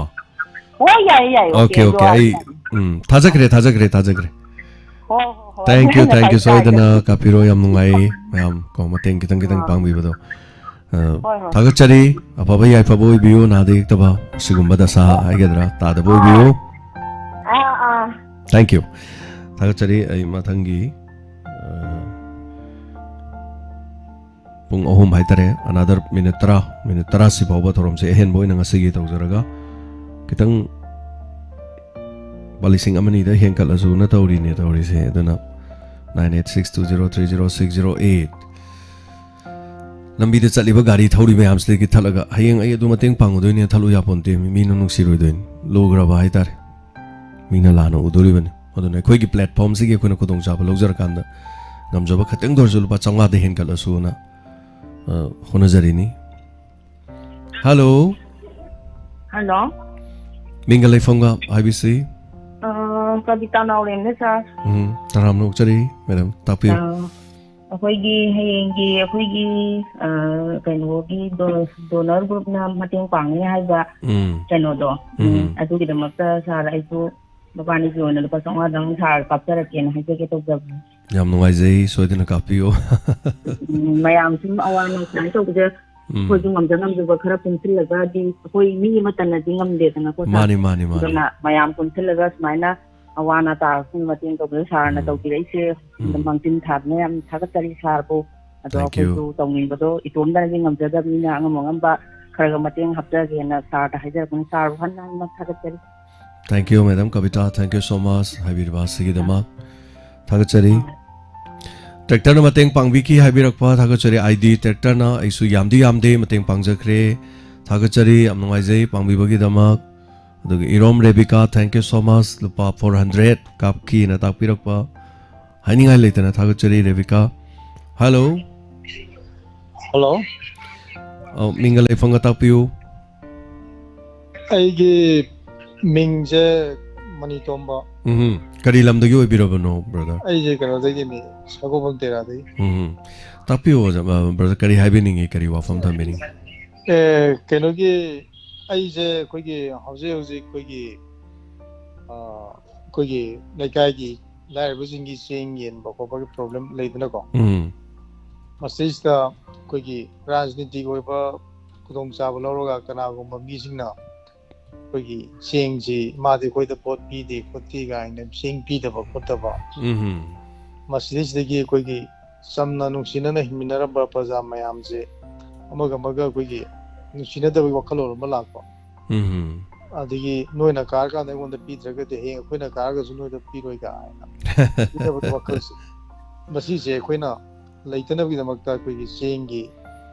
ꯄꯥꯏꯕꯤꯔꯤꯕ MLA ꯃꯆꯤ ꯑꯗꯩ ꯑꯦꯖꯦꯟꯁꯤꯡꯁꯦ ꯃꯁꯤꯅ ꯑꯩꯈꯣꯏꯒꯤ ꯅꯤꯌꯣꯝ ꯆꯨꯝꯅ ꯌꯦꯡꯕꯤꯌꯨꯁꯤꯅꯦ ꯍꯥꯏꯖꯅꯤꯡꯉꯤꯁꯦ ꯚꯣꯠ ꯄꯤꯕ ꯄꯤꯗꯕ ꯊꯤꯕꯤꯒꯅꯨ ꯂꯥꯏꯔꯕ ꯃꯤꯄꯨꯝ ꯈꯨꯗꯤꯡꯃꯛ ꯄꯤꯔꯒꯗꯤ ꯂꯣꯏꯅ ꯄꯤꯕꯤꯌꯨ ꯑꯗꯒꯤ ꯇꯣꯂꯣꯞ ꯆꯥꯕ ꯃꯤꯁꯤꯡꯗ ꯅꯨꯡꯉꯥꯏ ꯐꯅ ꯂꯩꯕ ꯃꯤꯁꯤꯡꯗ ꯑꯩꯈꯣꯏꯗ ꯚꯣꯠ ꯄꯤ ꯀꯥꯏꯅ ꯄꯤꯁꯟꯕꯒꯨꯝꯕꯀꯣ ꯁꯨꯝꯕꯁꯦ ꯇꯧꯕꯤꯒꯅꯨ ꯁꯤꯅꯤ ꯑꯩꯅ ꯗꯃꯟꯔꯤ TV ꯆꯦꯅꯦꯜꯁꯤ ꯈꯨꯊꯥꯡꯗ ꯍꯥꯏꯖꯅꯤꯡꯉꯤꯁꯦ ꯌꯥꯏ ꯌꯥꯝ ꯅꯨꯡꯉꯥꯏꯖꯩ ꯍꯥꯏꯕꯤꯔꯛꯄ ꯋꯥꯐꯝ ꯁꯨꯝꯕ ꯈꯨꯗꯣꯡꯆꯥꯕ ꯂꯧꯕꯤꯒꯅꯨ ꯍꯥꯏꯗꯅ ꯑꯆꯨꯝꯕ ꯈꯣꯡꯊꯥꯡꯗ ꯇꯧꯍꯟꯅꯤꯡꯕꯒꯤ ꯋꯥꯈꯜꯂꯣꯟꯗ ꯍꯥꯏꯕ ꯇꯥꯔꯦ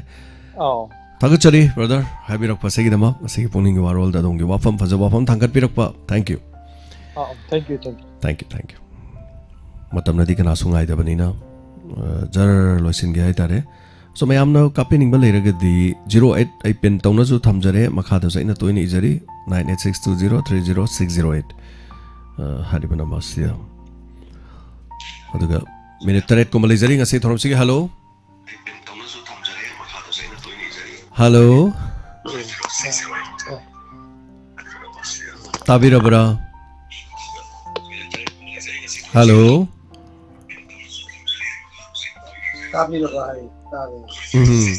ꯍꯜꯂꯣ ꯇꯥꯛꯄꯤꯌꯨ ꯀꯔꯤ ꯃꯤꯡ ꯀꯧꯕꯤꯕꯒꯦ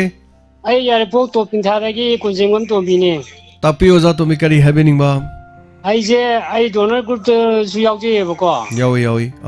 ꯑꯗꯣ ꯑꯩ ꯗꯣꯅꯔ ꯒ꯭ꯔꯨꯞꯁꯤ ꯑꯩ ꯖꯨꯟ ꯍꯥꯏꯗꯤ ꯊꯥ ꯑꯃꯗ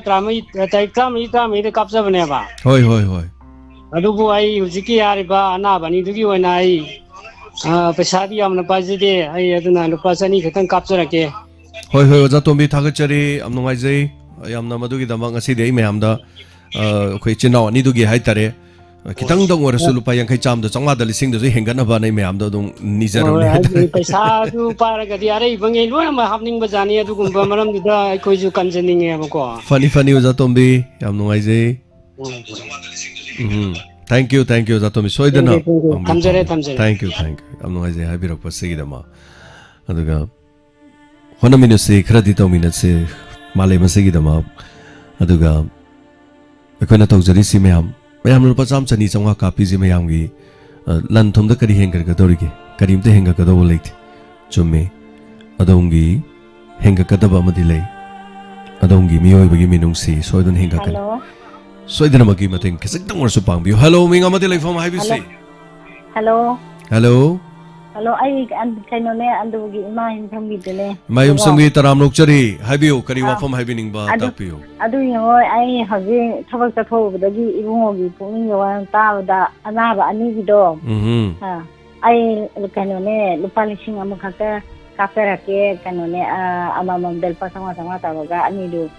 ꯀꯩꯅꯣ ꯇꯧꯕꯤꯌꯣ ꯑꯝꯇ ꯄꯥꯡꯕꯤꯒꯦ ꯁꯣꯏꯗꯅ ꯏꯃꯥ ꯄꯥꯡꯕꯤꯌꯣ ꯏꯃꯥꯅ ꯄꯤꯕꯤꯔꯤꯗꯣ ꯌꯥꯝ ꯅꯨꯡꯉꯥꯏꯖꯩ ꯏꯃꯥ ꯍꯣꯏ ꯑꯗꯨꯒ ꯑꯩ ꯗꯥꯏꯃꯟ ꯗꯣꯅꯔꯒꯤꯗꯤ ꯑꯩꯒꯤꯗꯤ ꯆꯍꯤ ꯑꯃꯒꯤ ꯑꯣꯏꯅ ꯄꯨꯟꯅ ꯑꯗꯨꯝ ꯄꯤꯊꯣꯛꯈ꯭ꯔꯦ ꯂꯣꯏꯅ ꯄꯤꯊꯣꯛꯈ꯭ꯔꯦ ꯏꯃꯥꯒꯤ ꯄꯦꯠ ꯑꯣꯜꯔꯦꯗꯤ ꯄꯦꯠ ꯇꯧꯈ꯭ꯔꯦ ꯌꯥꯝ ꯅꯨꯡꯉꯥꯏꯖꯩ ꯏꯃꯥ ꯍꯥꯏꯕꯤꯌꯨ ꯍꯣꯏ ꯑꯩ ꯀꯩꯅꯣꯗ ꯀꯥꯞꯆꯔꯛꯑꯒꯦ ꯂꯣꯏꯕꯒ ꯑꯣꯀꯦ ꯏꯃꯥ ꯌꯥꯝ ꯅꯨꯡꯉꯥꯏꯖꯩ ꯊꯦꯡꯛ ꯌꯨ ꯁꯣ ꯃꯆ ꯏꯃꯥ ꯅꯥꯗ ꯌꯦꯛꯇꯕ ꯄꯨꯟꯁꯤ ꯅꯨꯡꯁꯥꯡꯕ ꯑꯣꯏꯕꯤꯌꯨ ꯁꯣꯏꯗꯅꯃꯛꯀꯤ ꯊꯥꯒꯠꯆꯔꯤ ꯏꯃꯥ ꯉꯥꯡꯉꯣꯝ ꯔꯟꯕꯤꯔ ꯂꯨꯄꯥ 50 ꯌꯥꯒꯗ꯭ꯔꯥ ꯀꯔꯤꯝꯇ ꯀꯥꯏꯗꯦ ꯉꯥꯡꯉꯣꯝ ꯔꯟꯕꯤꯔ ꯂꯨꯄꯥ 10 ꯁꯨ ꯌꯥꯏ ꯀꯔꯤꯝ ꯀꯥꯏꯗꯦ ꯉꯥꯡꯉꯣꯝ ꯔꯟꯕꯤꯔ ꯍꯌꯦꯡ ꯆꯠꯄꯗꯨꯗ खितंग अदोंगी लुपा 10 दुना खितंग लुम्बा हेंदोइन अदुना आइसु या खितंग यामनजनिंग देना को हेलो नो सा ताकपि उमिंगा लेफंग हाबिसि औ सा आई ओवाल देगी सियाम सिपाही देगी कुचिम इवेंट सा ताकपि करी हाबि औ अदु आई ngसाइदेगी सागे सम प्रोग्राम जे ताजबने हानदे कुदुम सांग नायना ताजै डायमंड टीवी सु हेगसु अते अते कोई सार ओलेन होय अदै मिस पुष्पारानी होने तो बतुम ताजैबा अदु हयेंगी प्रोग्राम अमा खगाना बगी दुने नम तो बत पिगदबदु अदुदिगी मतंग दै जोंगम खितंग पांगजेगेना सार सुम फोन जे तौजबनि ngसाइदेगी डायल जे तौजबदा सुम फंगजरक मंददनने अइना सार नना हवाइदा सारने कौबिरंबसु यारे वैथौगी अदुदैदा पोट योनबा परेंगवा खैगी कोरोना ममांग मतुंगदगी सुम फंगिबदु औ अदै फंबदुदा आइगी यावजबने मतम खरा होय अवदा ओइना सुम मेरंबदे कोरोना अदुना यादबदगी मतम खरा फंबदुदा सारना इंगोंदै पोट लैबा लाक्पिबदुदा आइना नुक्सिमनगेदना सारदा मतम सागना पुंसिदो ओइबियो मयामगे सेबा तौबा ngambio तौरा फोटो अमता लौजहौगेना सारना हराव हराव नमबिनगी फोटो दुने थाजगिबदो Oh, no, adu haikagas leigibra kenom tawudro. Kari kaino khare leigibne sana khongdu maira khara. Usoiga leibudo. Leibra kenom tawbne. Oh. Usoiga leibudo. Oh. Usoi lei simi saring jang bira mesem usoi lei. Aina yam nungai hawdaba na adugi sana pobigi usoi do tin kitang jang ba ma yawre na ko na yam nungai to bai di. Akoi moyo bana to hai ne adu no ma pon pauna kanda tu nungai to bodun ta hayo ko. Tin kitang jang bodu yawre sa jana. Keso kaide. Hoi sa adu sigi 98620330 sito si number se. Oh. Sigi sida dum GPS ya hampi ne bo sana bi se. Du ka hapal weraga apai se soloraga thagi sigi ai no ji tawjari number se dum thar ga dum yara ne ko sa. Hoi sa du ana ba ni du ju shona sambi dana tu na pakati ba su waira jano na haijani ne sa du ga matam pumba da sar su mayamgi awana jinge loina kawtho handana sari samasu oyo musu tuye wajawai basu tuye sagi program de tara ga potha ba mo dana dum laijari ba ai gum basu mayam lai ni ba sa hoi adu na de kana sagi mayamgi ꯑꯋꯥꯕ ꯀꯌꯥꯁꯤ ꯃꯇꯝ ꯁꯥꯡꯅ ꯃꯇꯝ ꯆꯨꯞꯄꯗ ꯑꯗꯨꯝ ꯇꯧꯕ ꯉꯝꯕ ꯑꯣꯏꯕꯤꯌꯨꯁꯨ ꯍꯥꯏꯖꯔꯤꯌꯦ ꯁꯥꯔꯕꯨꯁꯨ Thank you, thank you. ꯑꯗꯨꯒ ꯑꯅꯥꯕꯅꯤꯗꯨꯁꯨ ꯐꯕ ꯑꯣꯏꯔꯁꯨꯅ ꯐꯔꯦ ꯁꯥꯔ ꯑꯗꯨꯗꯤ ꯑꯩ ꯃꯇꯝꯁꯤ ꯌꯥꯝ ꯂꯧꯖꯔꯔꯣꯏꯒꯦ ꯁꯤꯒꯤ ꯅꯝꯕꯔꯁꯤꯗ ꯑꯗꯨꯝ ꯍꯥꯞꯄ ꯍꯧꯖꯤꯛ ꯑꯗꯨꯝ ꯀꯥꯞꯄꯛꯄ ꯌꯥꯅꯤꯀꯣ ꯁꯥꯔ ꯌꯥꯝꯗꯤ ꯁꯥꯔ ꯑꯉꯝꯕ ꯈꯔ Kaisu kaide. ꯍꯣꯏ ꯍꯣꯏ ꯁꯥꯔ ꯌꯥꯝ Thank you, Thagachari. Now Santa lupa yankai khakta kapchage yamdre takpire Santa kaimta kaiba leite yankai so domag yai ado salam sanjit lupa changwa kapsaki bani yamdre na takpire ado Subhas Kuman thank you so much chani adum PBO 400 kapcharake na takpirakpa ai thorum si loiraga su mayamno GP lobining so dum habiro aduga thorum na di yadabani na mathangi thorum amuk leirakpani na mathangi thorum da mo khusina na basu hona jarake aduga taseng na haraganda paisa tu chinau sing ani gi ama khaktang oiram taragadi Jiten Kumar khaktang oiram abama aduga taingo cha khaktang oiram abama yamna nungai ga dabani adu animak oibani na laktiba paisa du amana chongha pangninga su makoi ni khaidok narakpani na amada sumu yamda amada muksu yamda adu kitang khudong chada ba khara leibaduna tumaina tawjakhre adubu pangbiu kaisu kaiba leite ngasigi aroiba last call oijage hello Hello, I'm Sankayakan. Valid. Tapiu. Father, this Yabo Pamedina,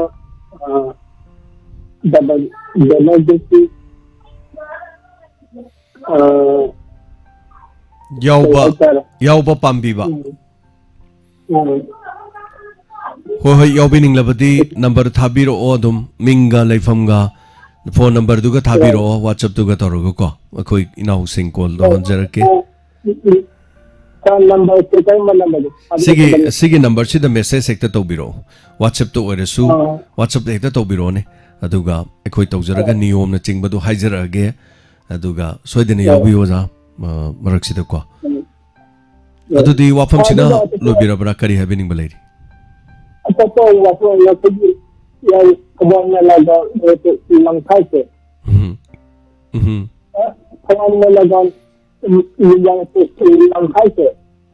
Hoi. Hello. Tazari.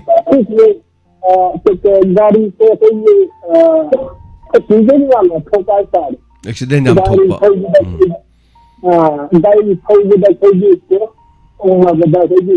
Around the not Tayra, from the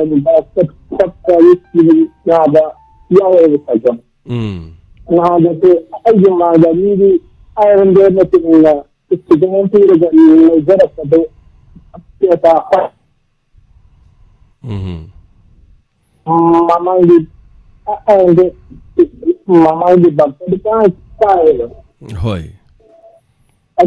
Lahi Pelisa de Yang, the Sonadi, the Mayanda, the Ananda, the Gari of the Gari of the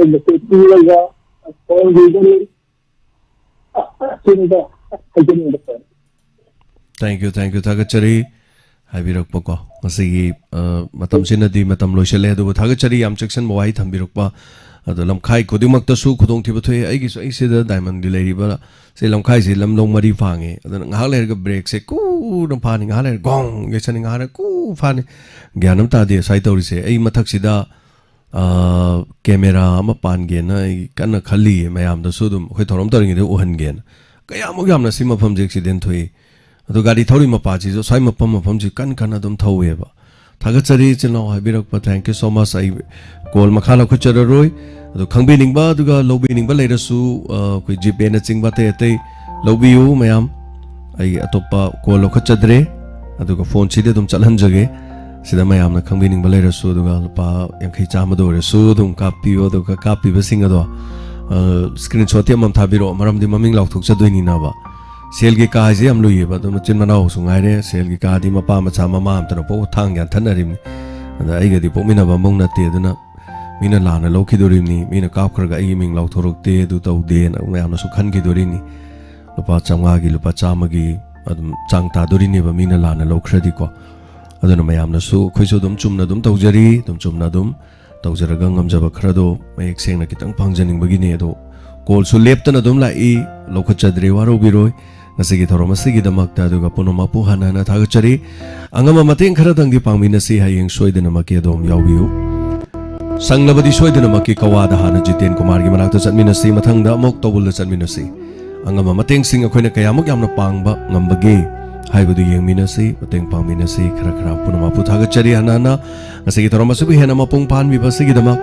mioi bagi minung si adomna mioi ba mo oiba taradi mioi bagi mateng pangbi ba karisu kaiba leite tambangam de adom suno matam thiba laina na narak labadi kamdogani matam maduda ekhoi su tumina legadra adom na karim to panglakte haiduna ekhoi tumina khak leiduna di yeng bangam gadaba mante yoksin biu yawbu yawroba soidrabani adom suno madi adom gitama thagachari hanana ngasigi damta di matang asida Pukning gi Warol thorom loisinjari makha taba thorom live program miam punamana saruk yana na magi damta sem saduna lebiu nuksi biduna khoi gi thorom se na mapung bhan biu loina na ngasigi damta di miam punama pu section na lebiu haibo wa from wahi sig loina na inspector te aidang asigi ano bawari ma puduna lakchari ngasigi wari asi mauk sing amadi inkhal liba pakhang sing amadi imung manungda thok liba thodok amaga mari leina bawa from amani section na lebiu soidina tamina se hojiki damta di james sagur zamana punama pu khurumjari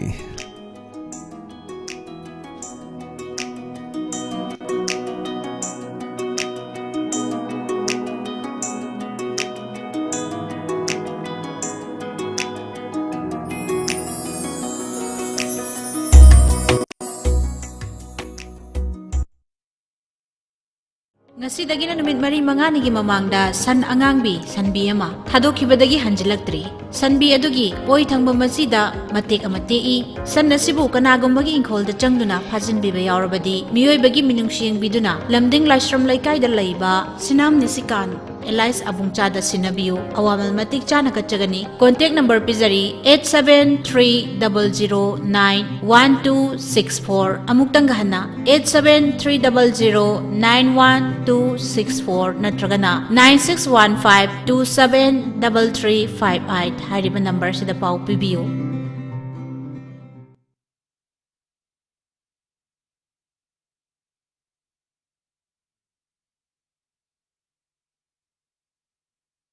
My school is a strict disciplinarian. He teaches a student in higher classes. Hey ma, isa di IPS ki boarding ke lere udagi English ke command so phajna le re, lyrics so amhire personality talent so phajna le re na. To speak English is compulsory at our school and boarding. I have the habit of speaking English all the time. Adom ki angang singbo kanchipu da leba IPS haibad Imphal Public Higher Secondary School da ming chanbiyo loinan aphaba bahiroi bayanbiyo. IPS, the Imphal Public Higher Secondary School, Kanchipur, Imphal, near Manipur University First Gate. Admission opens from pre-nursery to class 9, both school and boarding. IPS, top choice for your child's career. Manipuri wangmada thabak tobu pamasingi khudong chaba pizari ngasi ngasi ma khudong chaba silobiyo naha wariba dynamic oiraba nupa amadi nupi masasi makoi makoi gi tungi career semna nabagi damak tonga tonga industry singda thabak tongna nabagi damak ngasi ngasi ma apply tobiyo nupa amadi nupi oiba chai tarani pan gi mathak leiba 10 amadi 12 pass amadi graduate oiba singna khudong chaba lobiyo khudong chaba singdi free boarding amadi chaba thapa punama free oizagani pambiba candidate singna magi cv natraga resume adu serviceindia@gmail.com natraga whatsapp number 8974921330 hariba number sida thabirakpa yagani thabak tawgadaba mafam singdi ayamana metro city singda oigani haibadi kolkata bangalore hyderabad chennai new delhi mumbai loinana pune ashina chingba hena kopamarol gidama 8974921330 amukana 8974921330 job openings urgent requirement in hospitality sector ngasi ngasi mak naha ori nupi masa amadi nupa masa sing sarugabiu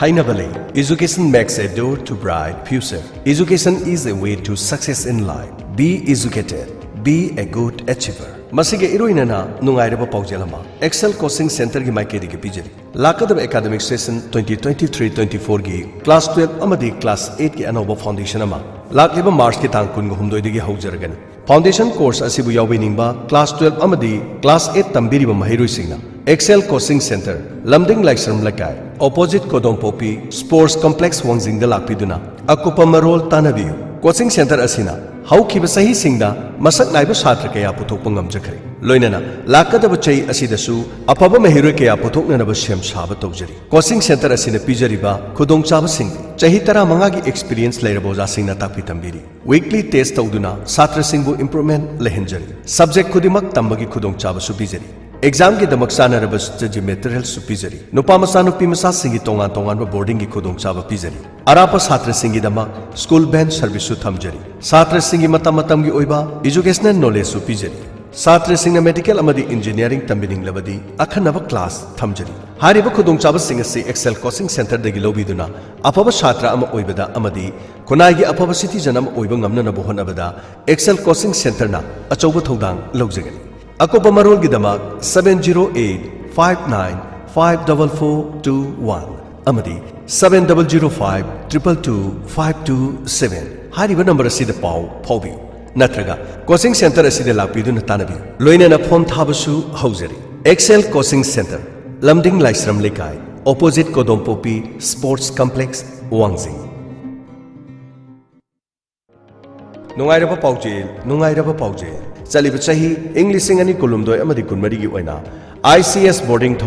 Thobal Achoba Bazar Makha, near Sekpi Khona, MI Road, PO Thobal, Manipur. ICS boarding Thobal, Sekpi Khonangi, Anoba session Haujakre. Boarding Asida, Miyamda Tamjaba Kudong Sabasing, Class 1 Digi 10 Pawa, Nupa Masung Nupi Machagi boarding, CBSC Amasung, Manipur Board Ki Kudong Saba Pizari. Class 11-12 Ki Oina, coaching facility Yauna, Nupi Singkakta Ki Oiba boarding Tamjari. Anakpa 0 kilometer ki manung da leiba maming leraba mahiloisang singda tambiriba mahiroi singda yamna chawna khudongchaba pizari boarding asida class 10 phawgi manung da leiba nupa masa nupi masa singi khudongchaba pizari satra singi damakta magi school singda pangthokpa exam gi mangoina mock test pangthok jagani board ki exam natraga council exam sing adu exam gi mangoina scoring technique amadi marking system asina singba kya amarum takpi tambigani expert single loinana career guidance amasung counseling na chingba su pangthok jagani Chang nani yoga amadi fitness ki exercise na singba su pangthok jagani boarding asigi akangnaba sit masing khara khaktani ahan bala kudu khudong chaba pizari boarding asigi oina su